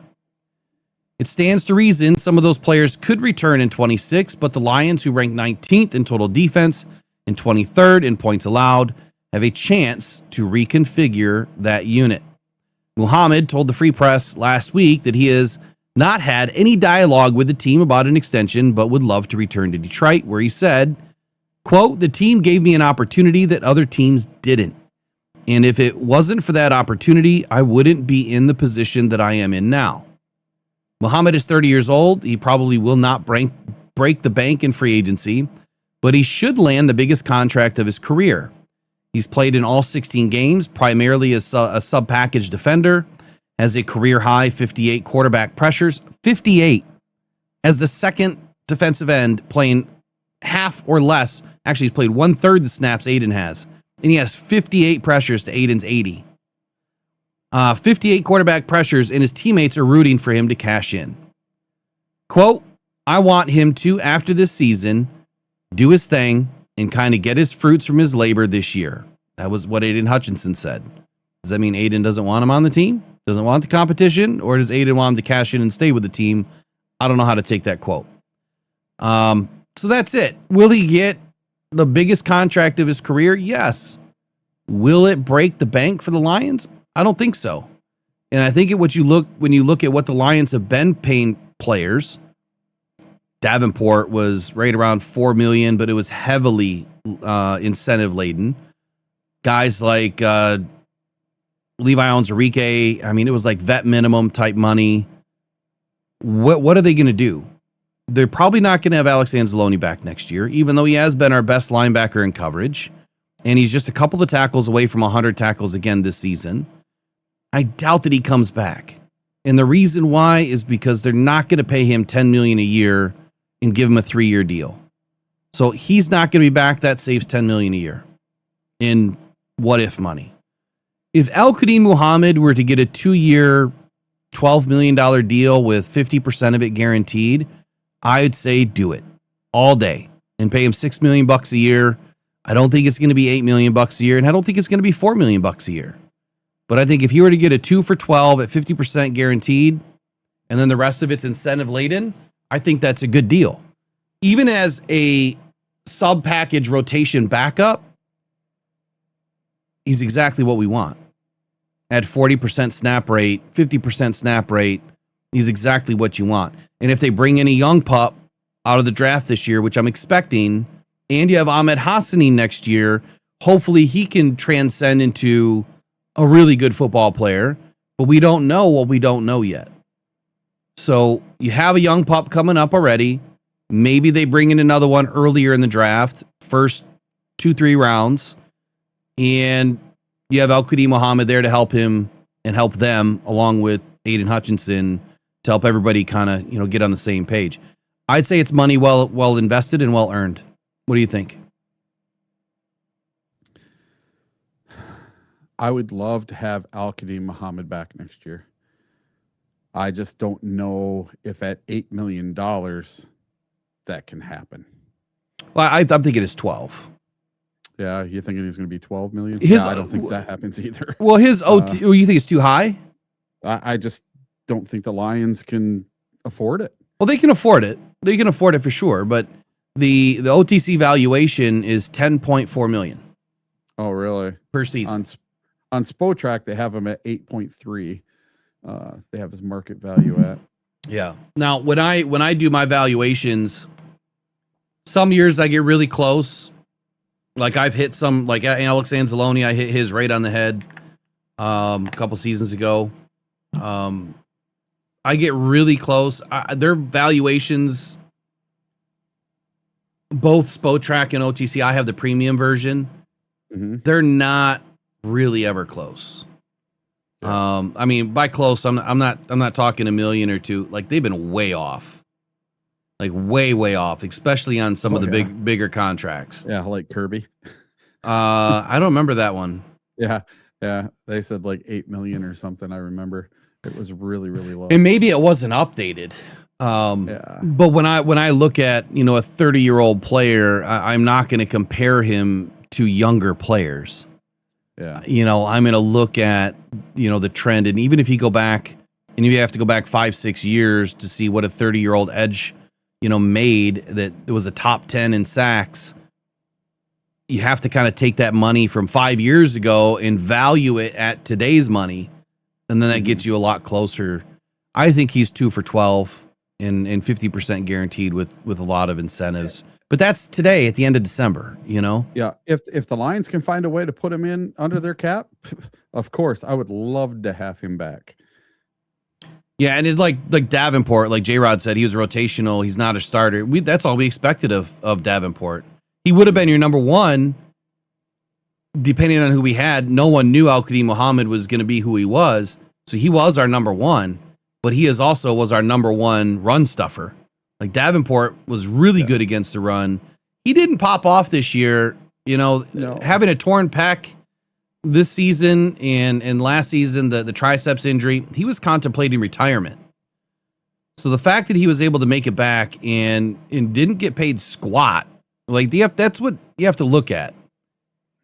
It's more so about, sorry, I didn't mean to interrupt you there, but it's more so about how much did you invest in that player versus what did that player do for you? You have to take both into consideration. If they only paid the guy $1.5 million this year, you tell me where that's a bad investment, because it's not. Now, the amount of games that he played, again, you could make an argument as to why that wasn't a bad investment. When you look at what other players have been paid that aren't playing, right? Parsons, that was a bad investment. Huge bad investment. Catastrophically bad investment, because they're paying him $20 million to sit at home. To take it a step further, when you start looking at how much you're paying a player per production, that's when things get really dicey. And it's something that I brought in last year, and I'll bring it in again this year, is we'll go through and see how much we paid for every sack, or every tackle, or every TFL. And that should open up your eyes quite a bit. What were you going to say? I would love to see that league-wide, how much it costs per sack. And on the Lions. That'd be very interesting to see. I'd love that. The thing I was going to say is Lions fans were losing their mind this past Sunday, because Davenport played more snaps than Al-Qadim Muhammad. In the game? Yep. So, again, it's a scheme thing. Right? What were we trying to stop the run? Trying to stop the run. And Al-Qadim Muhammad's run grade this year, or his run production, I should say, it was not the greatest. And except for one run that was an end around by Jordan Addison that Hutch crashed down on, other than that one run, they didn't do squat on the ground all day. 54 yards. That's it. No, it would have been like, it could have been close to 100 or 98. After you remove the Addison run, yeah, it would have been. But still, wasn't anything crazy. It's an NFL team. To hold an entire team under 100 is like the goal. That's the goal. You don't want one player going for 100, but you don't want a whole team going for 100. And to me, I'm good with that. If you can give up, you can force a team to run for less than 100 yards combined in every game. That's a great goal. And then the next goal after that is to try to keep them under 200 yards passing. We did that. So if you can keep a player, or if you can keep a team under 300 yards per game, I think you're doing great. You look at, what is Fox right now? Fox defensive rankings right now. Oh, I haven't even looked. Dude, I can't even wrap my head around how Brosmer with adjusted yards had 3 yards passing in that game. It's not. So so what we look at for total team defense, Yeah. when I say if you can keep a team under 300 yards, that would put you as the 6th best defense in the league right now. The Texans are at 272.3. So even if you went to 350, then that puts you down to 26th worst defense in the league. So keeping a team around 300 yards a game, which is under 100 on the ground and under 200 in passing, you're going to be a top 10 defense. So I don't feel like they were doing bad. It's just a one play. Now, to Aiden's defense, I said it last week, crashing in was a big mistake. The secondary is really going to be responsible for anything out wide. But had Aiden set the edge and not crashed in, then maybe it turns Addison in, or maybe he has to take a wide arc to get around Aiden, which he probably would have. And then I think your secondary is there to make the play. So you're giving up 10 yards versus a touchdown in 65. Or maybe you're giving up 5 yards, or maybe Aiden gets them.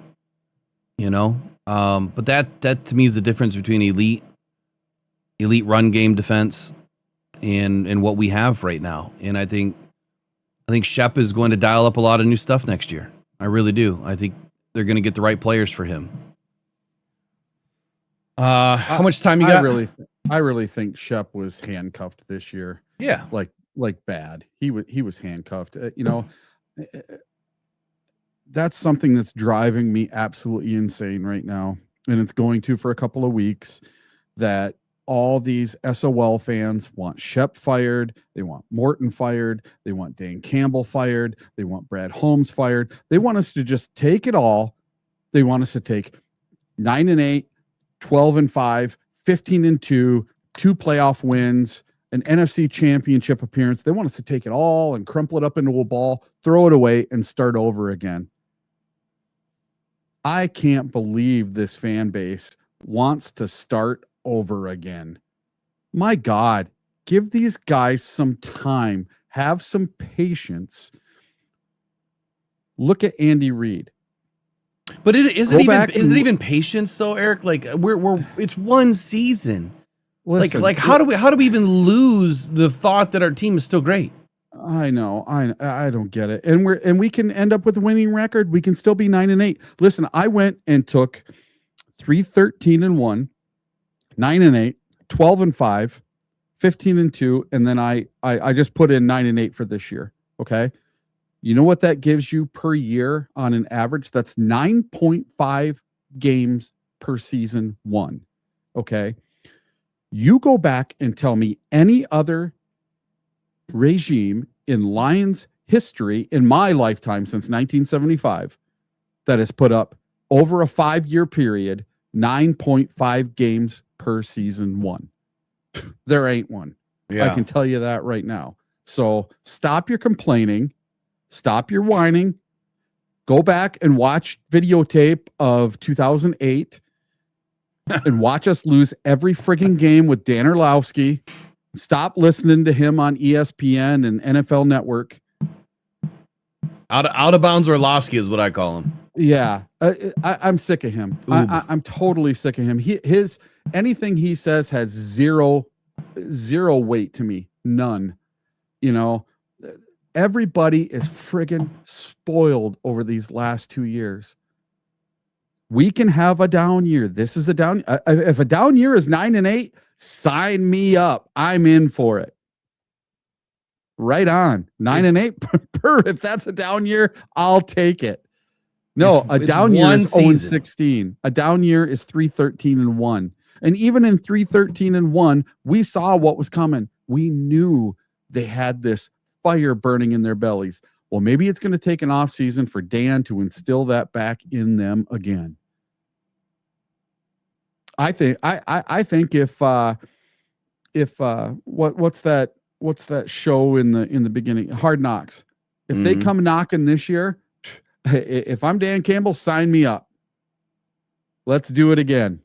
I don't know, man. Hard Knocks, what did we do? We went on to the NFC Championship game. So sign me up. I'm ready. I don't know. That takes a lot away from the team, and And I kind of felt like there was a lot of acting going on. Like, were we really, were things really that way? I mean, the one thing that I do know is the players love Dan Campbell. And as much as it's been said about the practices, let me dial ads back for a little bit. I just saw that they're getting killed. As much as has been said about Dan Campbell and the hard practices, and are we practicing too much, too hard? Is it causing too many injuries, for the players? Look, I think that you have to stick to that identity. And yeah, maybe he could make some slight adjustments. And I'm not going to put it all on the training staff either. I think some of this stuff is just bound to happen. I guess I really don't know what the right answer is. Yeah. You want to know my biggest I don't want to see the guys get soft. Let's put it that way. You want to know what my biggest thing I want to see Dan Campbell change this offseason? I want to see our starters play in the preseason. I think that's good, man. I do too. At least one game. At least one game where they get at least a full quarter to kind of get moving. I don't want to start flat in week 1. Yep. And I think we started flat because we were on the road. And it's a tough place to play. And the Packers were gearing up for us for a whole offseason. We didn't come to play. But had we maybe got some time, if there was communication issues going on, I highly doubt that they were only happening in that game. They had to be going on in practice too.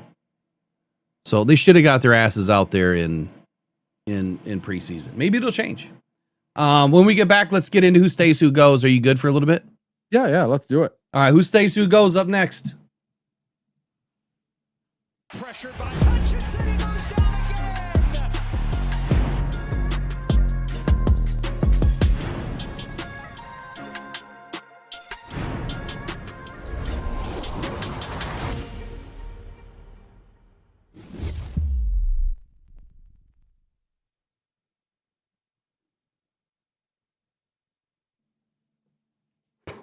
Well, a lot of decisions are going to be made this season.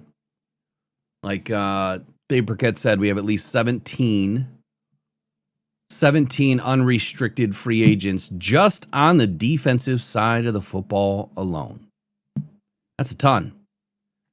But the one thing that I do want to mention, at least want to drive it home here about Brad Holmes, is if you go back season over season over season, let me pull it up just so I can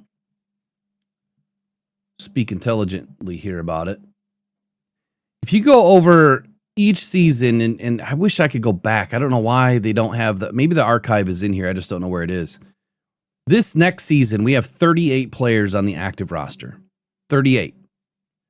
It's not as many as you'd want, right? It would be nice to be over 40, 43, 44, somewhere in that range.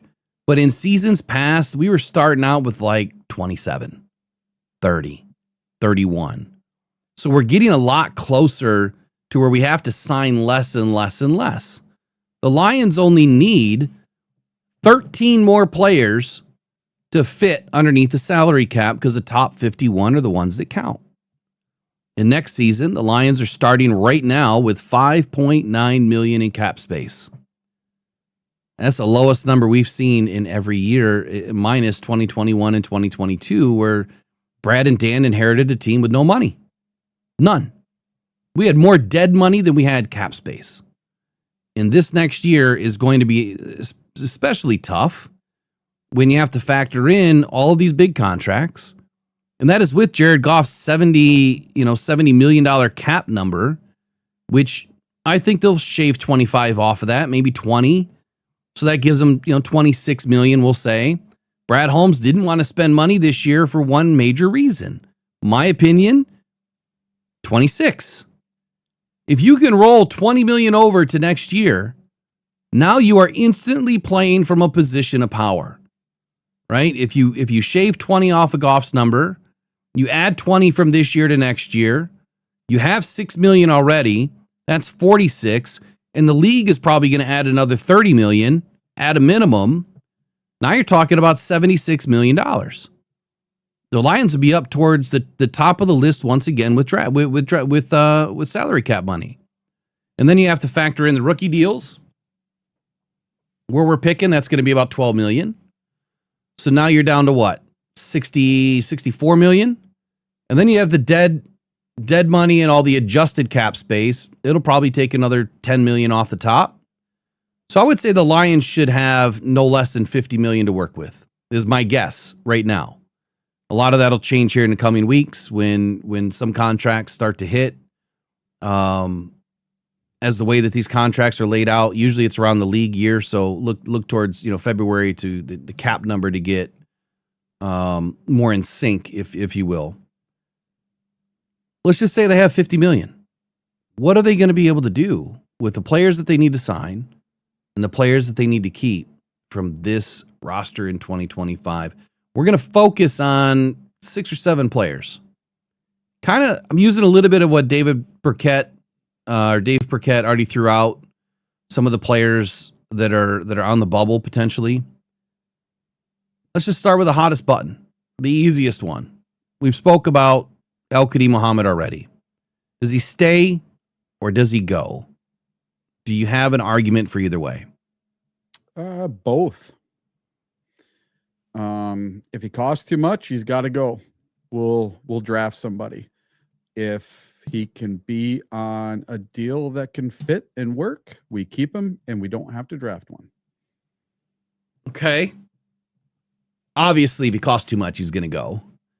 So I'm going to still stick with my opinion here that I think he stays. I do too. And I think he stays at a relatively affordable deal that is incentive laden. It's not going to be a Davenport deal because it's just not. I'm looking at 2 years, 12 million, incentive laden. It'll probably be back ended, and he'll probably get maybe 50% of it, like I said, guaranteed. Maybe a 30% signing bonus, but whatever the numbers are, let's just say he stays.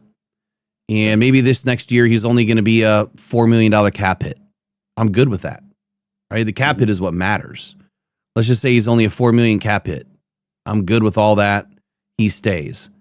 But to your second part, we don't have to draft one. That's where roster roulette takes over for me. So if you are just now listening to the channel for the first time or watching, I developed, and I finally gave it a name, by the way. I developed a system a couple of years ago. I started doing my draft scouting. I got into a scout school and started to learn about scouting, just learn more about the NFL to get more intelligent so I could have hopefully good conversations here. And I developed a system that is rooted in prototypical size, height, weight, speed. Brad Holmes loves height, weight, speed. He really doesn't. But for me, it works. And it works because I don't have what the Lions have. I don't have what the NFL, at least just yet. But here's what I started with. And I'll just read part of this article to you that I wrote last night.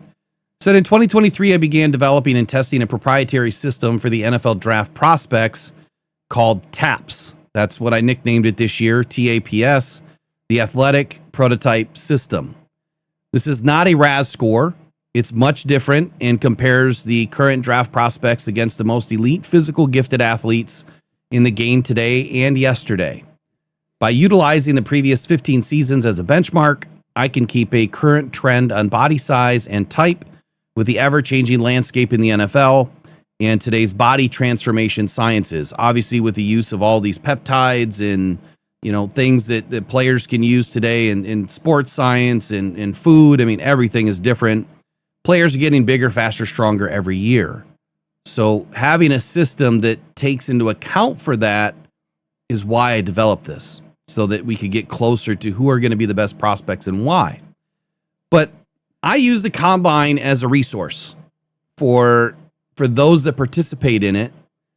And it does help someone, like I said, like myself, that does not have all the access to the player backgrounds, the medical reports, all the stuff that the NFL teams have. However, I do film study, and production does weigh in and weighs in heavily, right? I wanted to bring a more data-driven approach to the NFL draft and scouting process for myself and simply see if it could work. The system categorizes the athletes into distinct tiers by establishing a baseline grading scale for measurements, athleticism, speed, and strength. It then stacks each season's draft class against the historical gold jacket standards to find that true average value. So by blending all of these raw physical traits with on-field production, stats, film study, and so on, the model has already proven highly predictive, correctly identifying the number one player at their respective positions several times in just 3 draft cycles. As the first example, the model has also allowed me to hit 26 of 32 correctly called draft prospects in the first round of the 2025 NFL Draft. It has also included the correct picks last season for the Lions with Tyreek Williams and Tate Ratledge at 1 and 2. But based on my scale and the best player available for the Detroit Lions is the reason why I was able to correctly pick those players. I also correctly called the first 5 draft picks for the Detroit Lions in the 2023 NFL Draft and the Lions' first and third round picks in 2024. What is more important is that the model also identified the hidden gems in their respective positions in later rounds. Kobe Turner, Byron Young, Ruka Roro, Jalix Hunt, Moro Ojimo, and others. As the system continues to be refined, the data should only get better. I say all of this to let you know that when I evaluate players, and I have high hopes in December, where we are today, that player will hopefully be the right choice later on. That will change. It may change. It will change, right? As more data is available after the first week of March, when we start to get the roll-ins from the combine, which I'll be there obviously again this season. So the TAPS snapshot is what I use. And I think we're going to have a really great season this year with the draft. Not just the Lions, but I think Rockhound Detroit Lions will have a really good season with picking a lot of really good players, not just for the Lions, but across the league. So anyway, I say all that to go back to Al-Qadi Muhammad when I say that drafting a player and roster roulette that's the other system that I created, is when do you draft a player? Why do you draft a player? Where you draft a player? And when?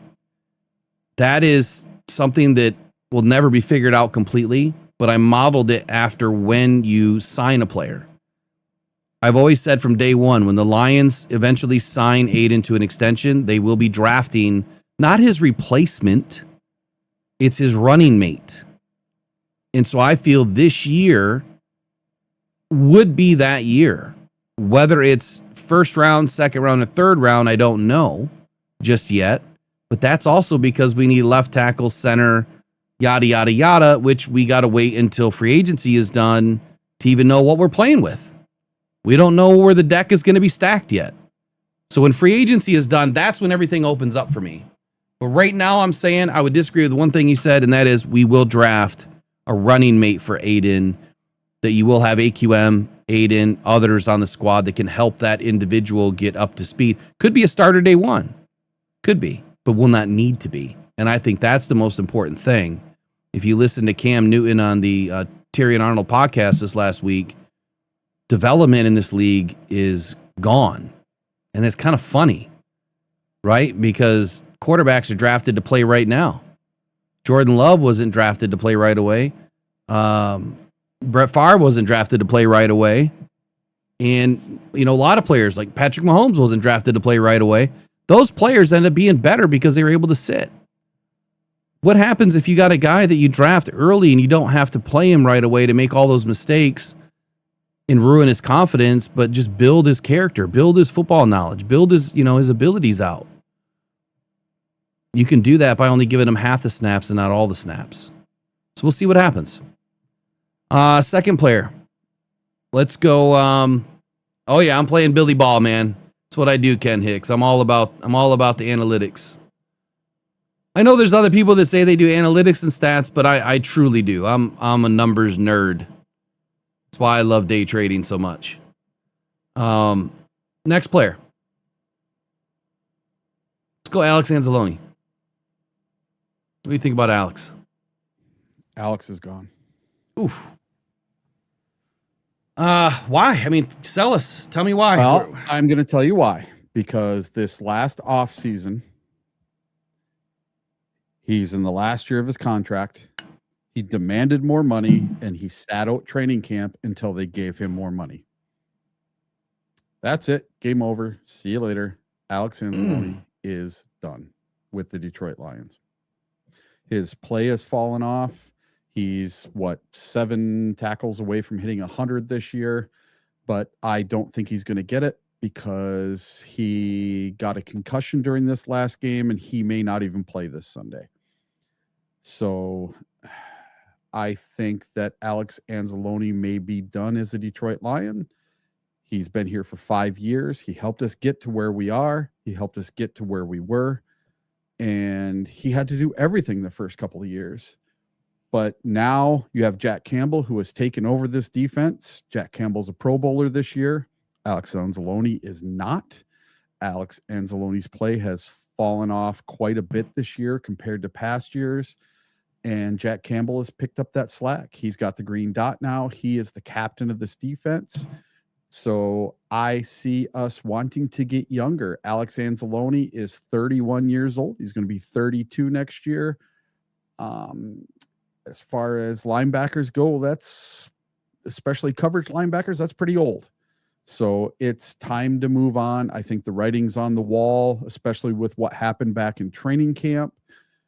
And it just gave this whole offseason a different vibe because of Alex Anzalone demanding more money. He got $1 million more for this season.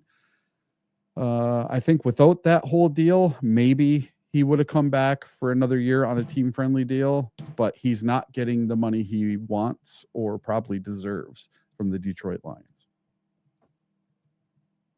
Okay. I'm pretty confident in saying this. Mm-hmm. When Alex Anzalone was going through this whole situation, I mentioned the best way to take care of him was just to go ahead and guarantee the rest of his contract.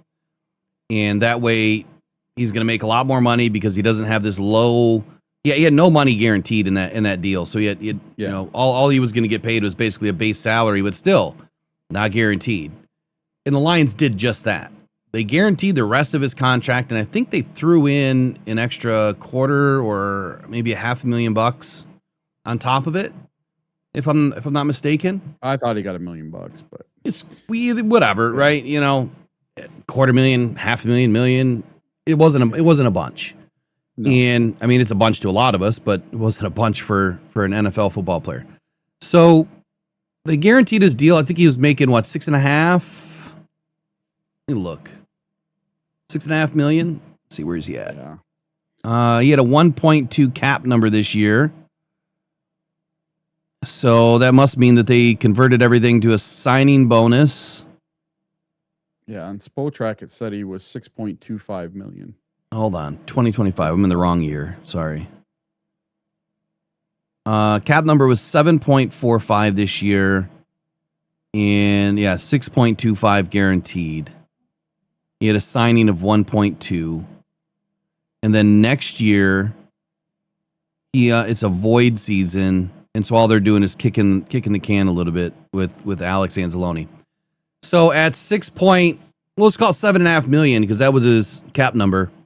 Is Alex Anzalone worth $8 million or more per season? At his age, he's probably looking for a 2 to 3 year deal to finish playing in the NFL, to wrap up his career. Yep. Here's the warning shot. He'll probably get 100 tackles again. He is our best coverage linebacker again this year. It's kind of hard to move away from a player like that, but I've kind of felt the way that you do. They already moved on from him, so to speak, by not renegotiating a deal with him prior to it becoming a problem.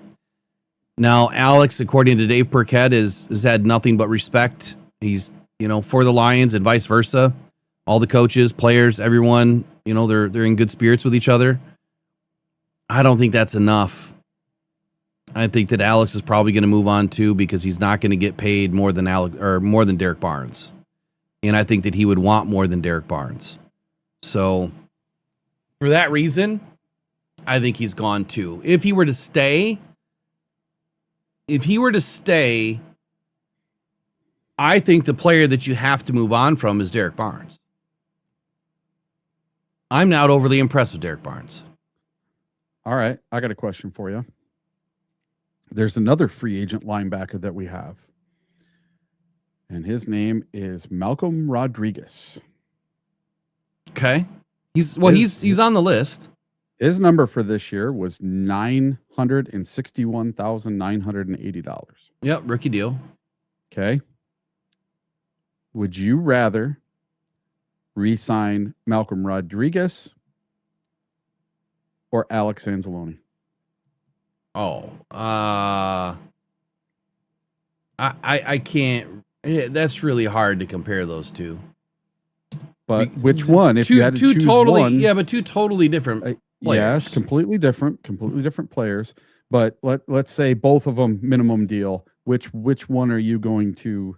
Well, let's say Alex is minimal deal. So Alex is predicted at 7.5 million, or you can get Malcolm Rodriguez for basically a vet minimum.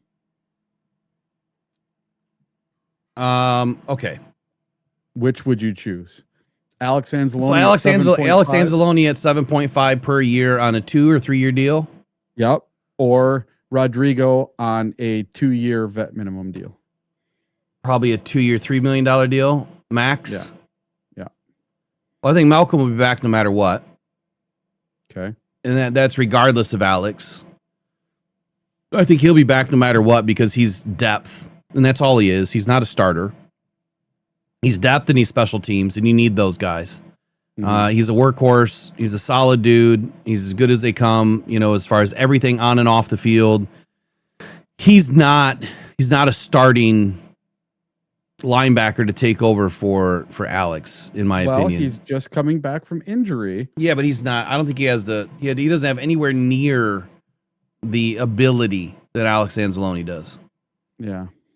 Not anywhere near. I think that they're going to replace Alex's position with a draft pick. And even then, I haven't looked as far as to which free agents are going to be available and would they think about bringing in, I wanted Jamie Sherwood last year. Would they bring in a Jamie Sherwood type and invest in 2 linebackers the way they have in Derek Barnes in another free agent to bring in to take over for Alex as opposed to keeping Alex? I think that would happen. I think Malcolm comes back regardless to kind of move down the line. I think that Malcolm does come back. I think that Alex is gone. And I think that Malcolm gets a short. It could be a 1-year deal. It could be a 2-year deal. Probably a 1. Get him back from injury. Get him into another camp where if you have to move off of him, it's not going to cost you anything or very little. Are you good with Malcolm staying regardless? Yeah, I'm good with Malcolm sticking around. He's great on special teams, and he was hurt for most of the year. He's just coming back from an ACL. Give him another off season. I think he might surprise you as a linebacker as well. I mean, I've always believed in Malcolm, but last year I didn't think he was going to make the roster. I thought he was going to get edged out because of the injury and the guys that they were bringing in. I didn't think that he was going to make it, but they figured out obviously a way to make it all happen. He was still on IR, I believe, through camp, if memory serves me right. So there's another poll for Alex Anzalone. Does Alex Anzalone come back? If so, how much? We've already talked about Zadarius Smith. I just saw that was a long time ago. He's done, retired, not worried about that. Definitely shouldn't have stayed. I think I was pretty vocal on that from the beginning. The first player we spoke about was Al-Qadim Muhammad. I think Eric and I are both in agreement he comes back. Yeah? Yeah. Okay. Alex, we're both in agreement he's gone. Yep. Malcolm Rodriguez, we're in agreement he comes back on a low cap deal. Yeah. Okay. He doesn't have a whole lot of a leg to stand on in negotiations. Yeah, not really. Like he had an all-pro season or something. So, okay, so the next player, Let's see. Who all do I have on the thumb today? Oh, I definitely want to get to all them. Let's go to Marcus Davenport. Low-hanging fruit. Yep. What do you think about Marcus Davenport? I think he's gone. Okay. He just can't stay healthy. His production really hasn't been there even when he's healthy this year. So I think the potential is there, but it would have to be just another absolute minimum deal for him to come back. Another deal exactly like he had. Yes, exactly. So this one I'm 50-50 on, and I'm sure that all of the Marcus Davenport haters are going to love hearing this from me. I think that Marcus Davenport still would be a good addition from the run stopping ability that he does have. This year, I think you have to chalk it up to injury. You know, you're coming back from a major injury. If you're going to make that mistake, or excuse me, if you're going to make that excuse about Aiden Hutchinson, if we're going to make that excuse about Ali McNeil, if we're going to make that mistake or excuse about, I can't talk today, excuse about Malcolm Rodriguez, then I think that you have to make that same excuse for Marcus Davenport that came back from injury, was playing well. I mean, he was dominant in practice. He was playing better than Aiden was at times. And then he gets injured again. Now, I don't like the injury history as much as anybody else. But what I do like is when he's on the field and what he's able to do at that edge position, which is he gives you a strong edge, right? He creates a strong edge. And a lot of the run issues in the run game the Lions have had not been on his side when he's in the game. Is he a sack master? No. But not every edge player is brought in to do that.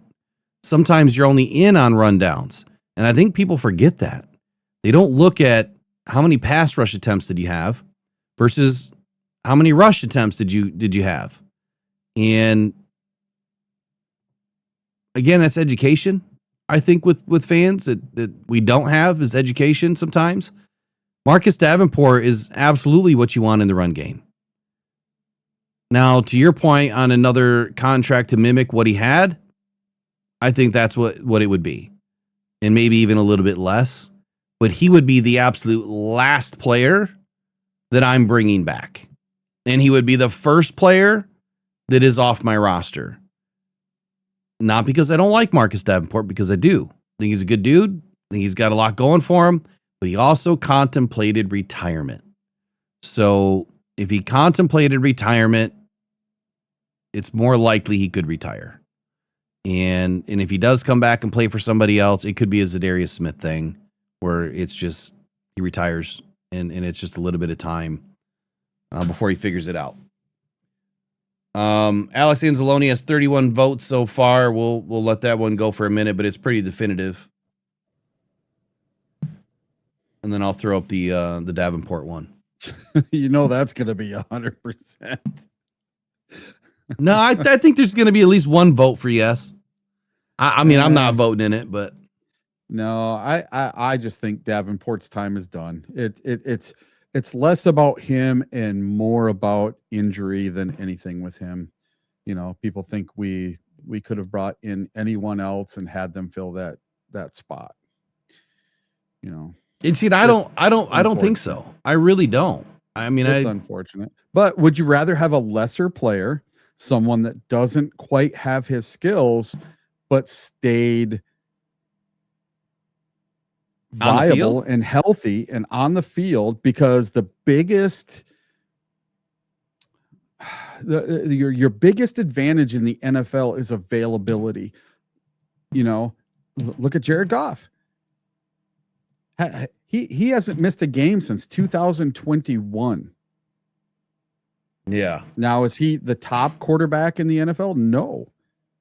But he's right up there because he doesn't miss games. I think your best availability is availability. Yeah, I think Maureen just hit it on the head. You know, you can't blame Marcus for leaving Detroit. Don't blame him. A human can only take so much hate. Oh, yeah, right? and the fans have driven him out. Yeah. Oh my God. You know he hears it. Yeah, absolutely. Wind back to one other thing before we get into the next player.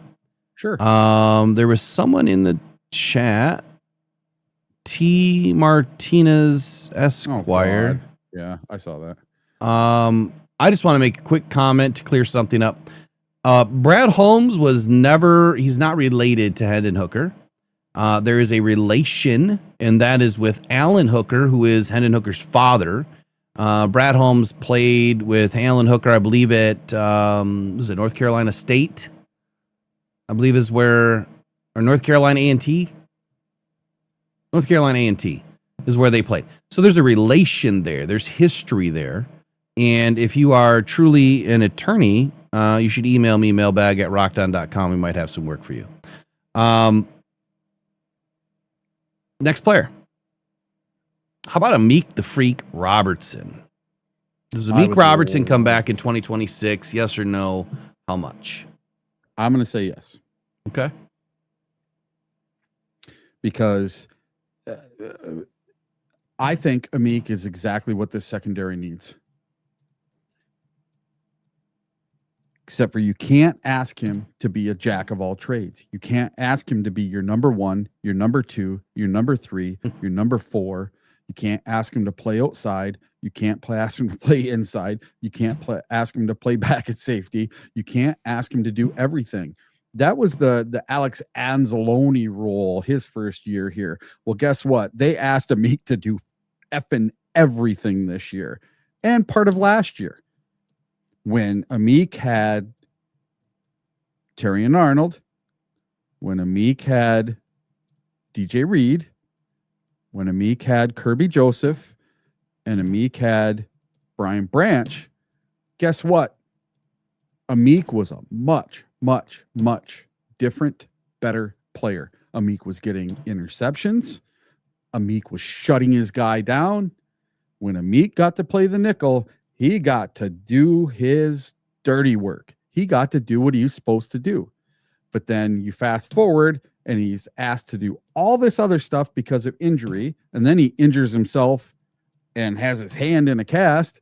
How many passes is he going to catch with a cast on his hand? Not too many.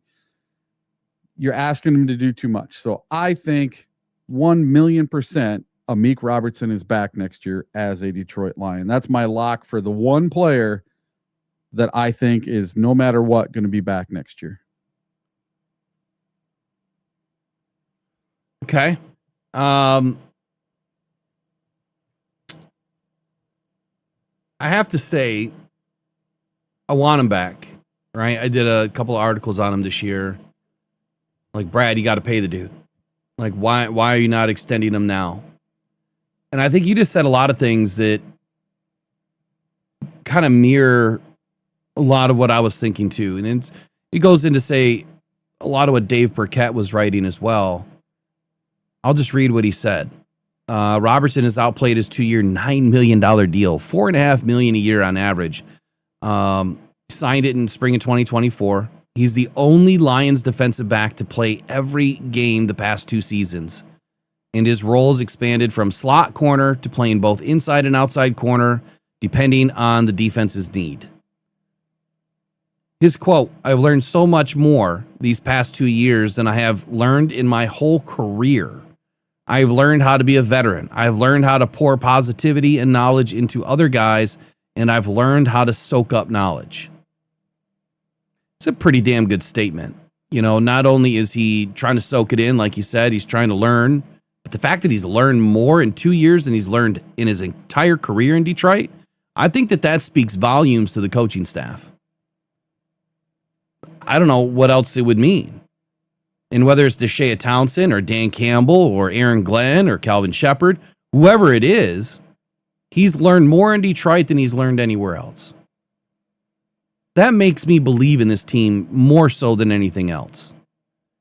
But also saying that he's learned how to become a veteran and learning how to pour that same positivity and knowledge back into the cups of others, which is so important in this league where it's dog eat dog world. You know, you don't want someone else to be better than you because they're going to take your snaps. I think Amik wants the team to be good above all else. he knows that he has to go out there and play better than you. But if you're better than him and he's taught you some things that make that individual better than him, it's his own fault, but he's good with it. He'd rather have the team win. The dude has absolutely been,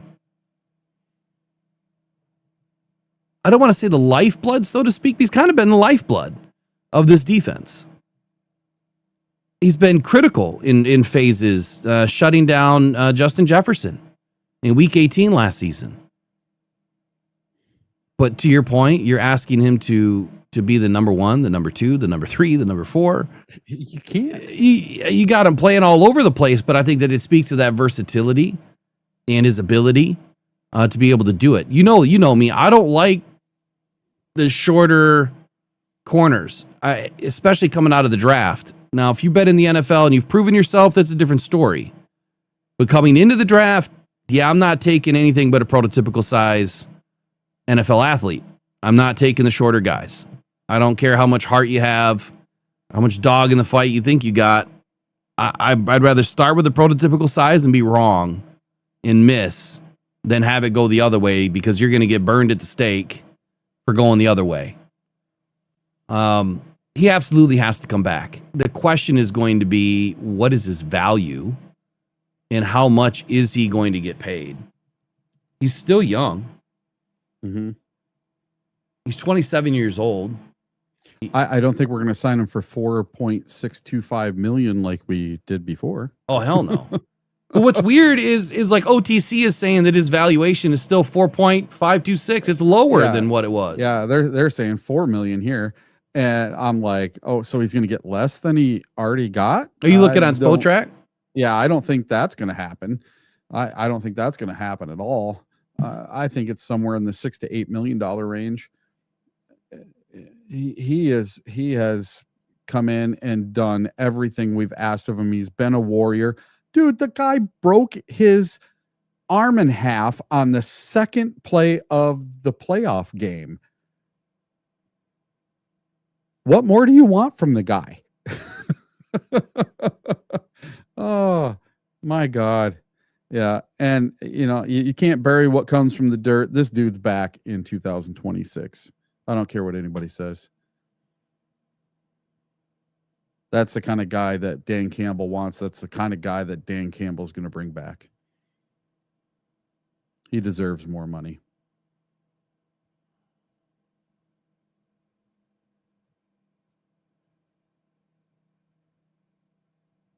I'm still trying to figure out what this Anthony Tottenham dude was trying to say.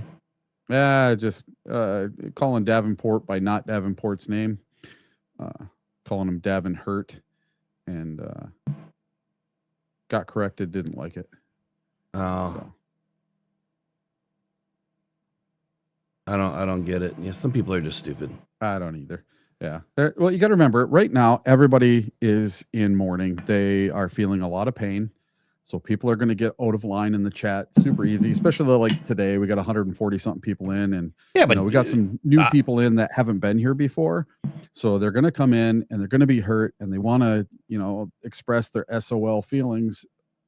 I say just let them go. As long as they're not swearing. Or I mean, it is what it is. Like I don't care. Like your opinions are your opinions, but if you're going to attack people, then like that's the one thing we don't deal with. Like there's no need for that here. We're having a conversation about players coming and going and trying to think about the future of this team, and that's all it is.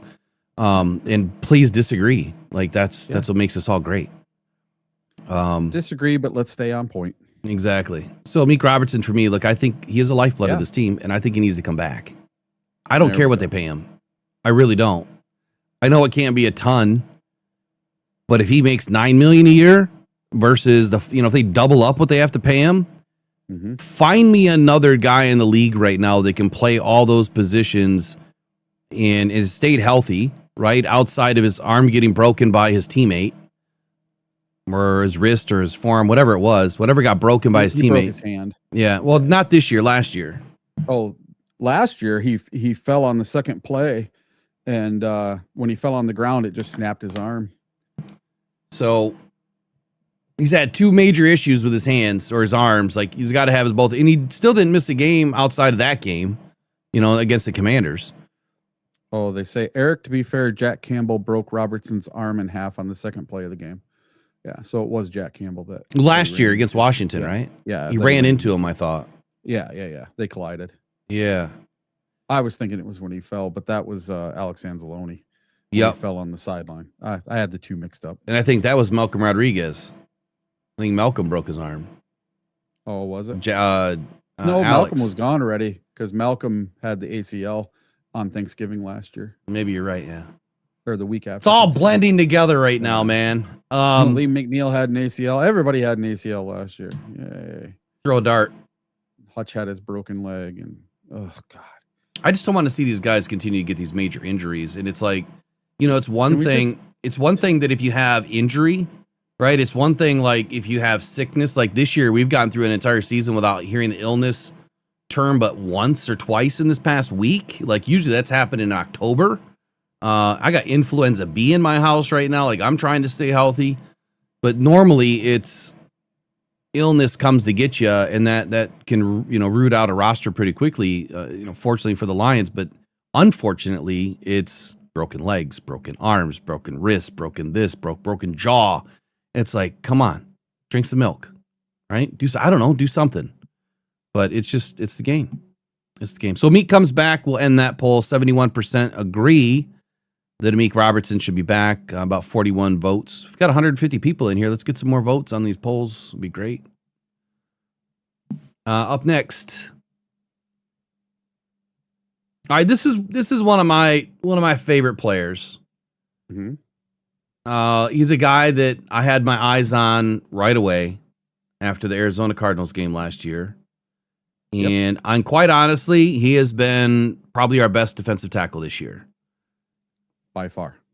Roy Lopez. Yep, he's coming back. What has he done for you to earn a spot? Everything. He's been the glue, and he's hardly in at all. So we're paying DJ Reader $11 million and Roy Lopez 3.5.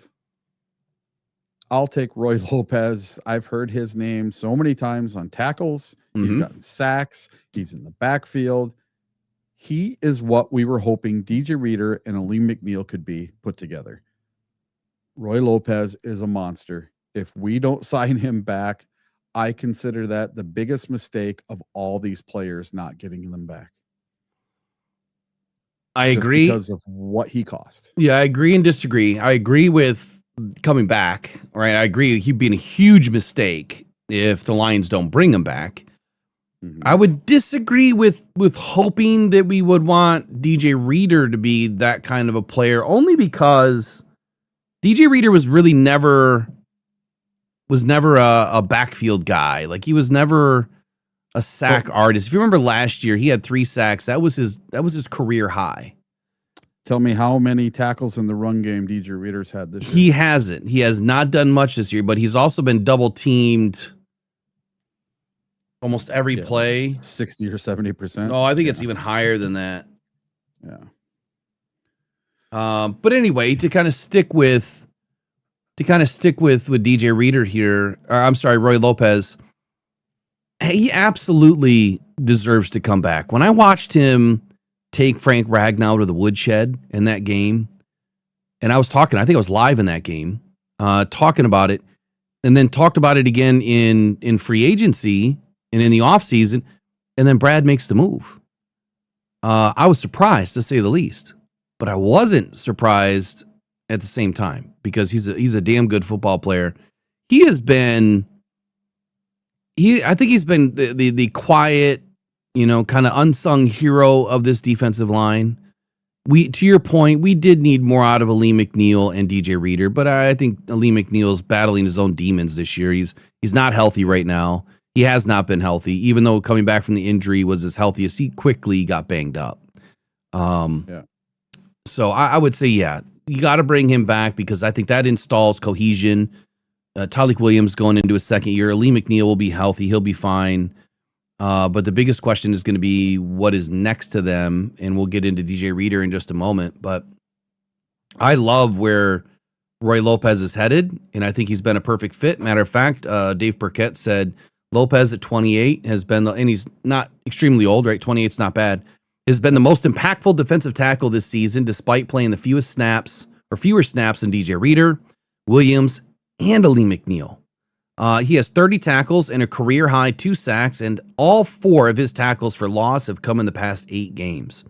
Lopez, who signed a 1-year free agent deal with the Lions in March, said that this season has been eye-opening for him as a player and person. He's played in more meaningful games this fall than he did his entire 4 years in Arizona. His quote, "I come to work, man. I do my job, try to figure out how we can win, go home to my lady. It's something I've never," and then he shut up. He stopped saying something. "It's great. I live a great life. I'm blessed." I'm going to try to finish his sentence for him. "It's something I've never been able to do in my career." I think is where he was going with that, but he didn't want to take a shot at Arizona because Arizona just hasn't put it together, right? He wasn't trying to figure out how to win. He wasn't a part of their game plan a whole lot in Arizona. He was a backup. So he's living a great life. He's blessed. He's in Detroit, and I think that's where he's going to stay. Now, if the Lions can only bring back one of Lopez or Reader, Lopez is my choice right now, and I'll tell you why when we get to Reader in just a second. Burkett says he's younger, shouldn't cost much more than he did this year. So would you agree the $3.5 billion is about where Lopez should be at? I'm not opposed to paying him more than that. Here's what else he said. I love this quote. "I think anybody that ever comes to Detroit is going to want to stay. Anybody's going to want to play their career for Dan Campbell, have Jared Goff as your quarterback, Jack Campbell as your middle linebacker. Come on now."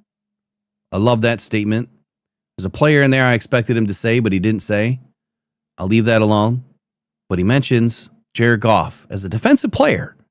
Mentions Jared Goff. That should tell you just how important Jared Goff is to this team. Roy Lopez, 97% tip in the scales. Next up, let's get into DJ Reader. Oh, before that, Roy Lopez, I'll predict. I'm going to go 2 years, $9 million on Roy Lopez. 2 years, $9 million. I'll go 50% guaranteed, decent signing bonus. But it's that $4.5 million that I'm most concerned about. It's not the signing bonus. It's not even really the guarantee. But I would say 2 years at $9 million is probably what he's going to get, and he'll take it. I hope. As long as it's good for Roy, it's good for the Lions. DJ Reader, 10 NFL seasons in the books. You can't say that about many players in the league. When he came to Detroit, a lot of us were ecstatic. We're getting a player that has been very dominant throughout his career, and then he suffered that catastrophic quad injury, not once, but again the next season. Coming to Detroit after his second quad injury, there was a lot of speculation. Did the Lions just way overpay for a defensive tackle that has had 2 major injuries that some players don't come back from at all? But he came back from both. And he played pretty well his first season, right? He led, he had his best season with 3 sacks. And that's why I was saying earlier, I wouldn't really want to put him in that comparison to a Lee McNeil or a Lopez, because that guy is just a gap eater. That's what DJ Reader does. 72% double team rate this year. 72%. So he's never really not getting double teamed. And even when he's not, he's trying to hold down the run game. And he's a big part of why our defense has been really good against the run. But he's 31 years old. And we have other players to sign. Jack Campbell, Jahmyr Gibbs, Sam Laporta, Brian Branch. We also spent a first-round draft pick on Tyleik Williams. And if you bring back Roy Lopez and obviously Ali McNeil, we're hitting the ground running. And I think that there's room to add another defensive tackle in this draft. There's going to be some good ones. And there will be a couple of free agents that might be able to tip the scales, but it begs the question, is Levi Onwuzurike coming back? I'll get your final answer on that after DJ Reader. DJ Reader, for me, is not coming back. And I say that because I think that his contract, even though it was relatively affordable, it was $15 million guaranteed, I believe, at $25 million for 2 years, which is extremely inexpensive. I'll validate that.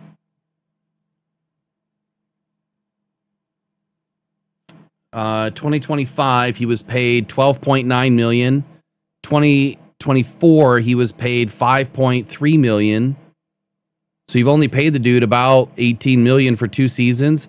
He has $3.8 million he's going to get paid next year. That is really inexpensive for a defensive tackle of his caliber.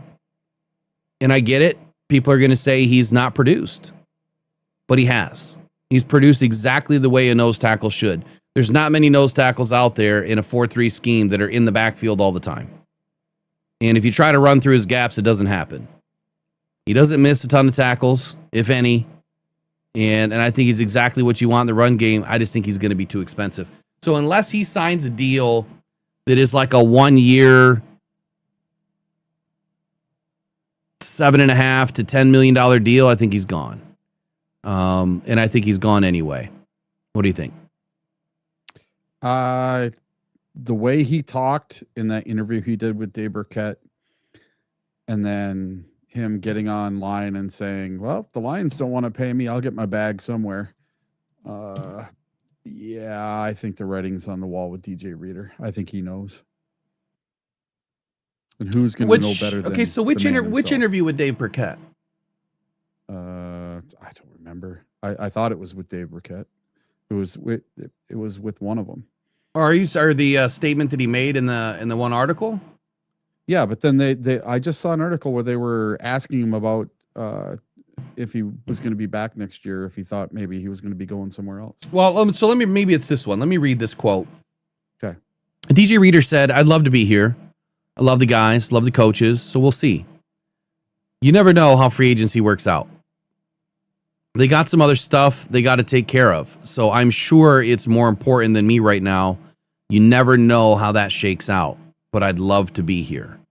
I've enjoyed my time here. If that's the quote, is that the quote? Yeah. So and that doesn't that sound like someone that's on his way out the door? Yes and no. What that speaks to me is that he understands football. Yeah. He gets the front office. He knows Jahmyr Gibbs is a priority. He knows Jack Campbell's a priority, right? And Brian Branch, I'm on the fence. He should be a priority. I'm on the fence because of the injury. They're going to have to be savvy with that. I hope that they don't overcommit and get all screwed up, but it could go either way. If you don't commit and you lose him and then he turns out to be an all-pro the next 3 years, you screwed up. That's just why GMs get vilified, because it's a hard job. It speaks to me that he knows the defense, or he knows football. He gets it. He knows there's other things that this team has to do. But what this should also tell Reader is I need to come in prepared to make less money if I really want to play and stay here. Because what other teams are going to go give him a bunch of money? Yeah. None. Not with his injury history, but I think he's proven that this is exactly why. So for all the people out there, all the fans out there that vilify Brad Holmes for bringing in injured players, this guy was the most injured of all of them. 2 quad injuries that most players never come back from 1, let alone 2. And he's played extremely well in Detroit. I do not care about his stats, because if you understand the game, you understand one very important thing. Some guys don't affect the stat sheet ever, but they affect the game every down. And then there's other guys that clean up the stats that don't do shit on every down. So take that for what you will. DJ Reader, I'm on the fence, but I think he's gone if it's expensive. If they can figure out a way to make it manageable for both sides, I think he's back. I think they want him back. It just has to fit. Last guy we'll talk about. Levi Onwuzurike. Talking about injured players, the guy that's been off injured, had a career year in his last season last year, and then was it ACL or Achilles that he screwed up this year? I don't know. ACL. Was it? Yeah, it was ACL because it happened in off season. Yeah, it was ACL. So, to me, it's too many injuries for a young player that has really never done much for the Lions. But I can see a Davenport deal here. And we kind of gave him a Davenport deal to come back this year. And it didn't work out. I just think it's too much. Who knows if he's even going to play again. He's been battling his whole life, man. I just don't see him coming back. And it sucks because I think he really was starting to turn on. Imagine for a moment, he was taken ahead of Aleem McNeil. He was supposed to be better than Aleem McNeil. And I think he is, had he been healthy. But he would have been better than Aleem McNeil. And then we go back to Brad Holmes getting trashed on for not building the defensive line or whatever. Brad had it. Brad had everything he needed with Josh Paschal, Levi Onwuzurike, Aleem McNeil, Aiden Hutchinson. He had it. They got injured. He can't do anything about it. He could draft the best players in the draft next year and the year after, and they could get injured. Let's hope they don't. Is Levi coming back? Levi. Earlier this season, you said, watch, he's coming back. Well, Levi and Josh Paschal, I'm sorry to say, both of them, their time with the Detroit Lions is over. Oh. Hey, it's a business decision. It has nothing to do with personal feelings about the guys. Yeah. It's time to move on. Just like it was time to move on from Hooker, and it was time to move on from all these other players. It happens. It's going to happen. That we are going to see more back end roster turnover in 2026 than I think we've seen in any season yet for Brad Holmes. Yes and no. It's a numbers game, obviously. Obviously, our first year was our worst year because they moved on. I'm talking the back end of the roster, not the main guys, the back end. Well, I mean, at a minimum, we're adding. At a minimum, we're adding 15 guys. Yeah, and you're gonna have 7 of those that are coming from the draft potentially. To speak about Hooker for 2 seconds, look. We went through this the other day, Eric. Like, there was no other quarterback in that draft that was any better than Hendon Hooker. They haven't done anything in the league, and even the guys drafted ahead of Hendon Hooker, who in that draft, outside of, was that C.J. Stroud's draft, right? And Bryce Young, 23. Yeah. Yep. Yeah. Those are the only 2 quarterbacks that have really done anything. And Bryce Young's just now getting it together. And he's not even getting it together yet. Look what he did against the Seahawks on Sunday. Right. It was not his best game. So, man, there was nobody to take in that draft. And the Lions took a flyer on Hendon Hooker. He was hurt. And he was looking like he was going to be the Heisman Trophy winner before he got his knee hurt. Well, he was a mobile quarterback, and he just didn't work here in Detroit. He could never pick the system up. He could never get it going. I don't know if it was a smarts issue, a physical issue. I don't know what it was, but he just couldn't get it going in Detroit. Otherwise, he'd still be in Detroit because he was cheap. Well, I mean, I think when you look at this too, though, it wasn't so much about where you're picking them. It's not, moving around draft picks, this, that, other thing, and taking Hendon Hooker where you took him. The Lions selected 4 All-Stars ahead of him. 4. Mm-hmm. And at that point, the roster's kind of full. So when you draft the rest of those draft picks in that draft, 4th, 5th, 6th, 7th round draft picks, I don't care which draft it is, a lot of those players are not going to make the roster or shouldn't make the roster or will become practice squad players with the kind of roster that we have today. So I'm not expecting 4th, 5th, 6th, 7th round draft picks to do much in Detroit. And those types of players are going to be, you know, your special teams and so on and so forth. I don't know where, I do know where, that we've fallen into this level of thinking that every draft pick that Brad Holmes selects is supposed to be this A1 all-star starter on day one, leading in every statistical category, or at least starting. 21 and 22 were a different story. We didn't have any players. We scrapped 85% of the 2020 roster. 85% was gone. Brad brought in an entirely a new team in 2021. So, of course, your draft picks have to play for the next 2, if not 3 seasons. And then after that, your roster's good, your core is there, now you're supplementing and you're backfilling. But that's it for today. Anything else you want to say before we head out? I think we've covered, I don't know, what, 7 of the defensive free agents and then one that is on IR right now. But yeah, there's a few more I'd like to get into, but I guess we can do that tomorrow. Yeah, tomorrow. Tomorrow. You just tell me which ones you want to go over and we'll get prepared. We'll do the rest of them on defense, and then we'll get into some of these offensive guys. I mean, sounds good. Be fun. We can talk about Kyle Allen and Rocky Sin and Avante Maddox. I mean, you know, Jake Bates. There's another one we got to talk about. Ooh. So there's quite a few that we need to talk about on this list that may or may not be back with the Detroit Lions next year. So it's going to be a fun little talk. And then I'd love to talk about the Lions and the Bears this weekend as well. I'm really trying to hold off until Thursday on that. I'm really trying. But it may or may not happen. It's tough. Yeah. It's tough, man. That one hurts.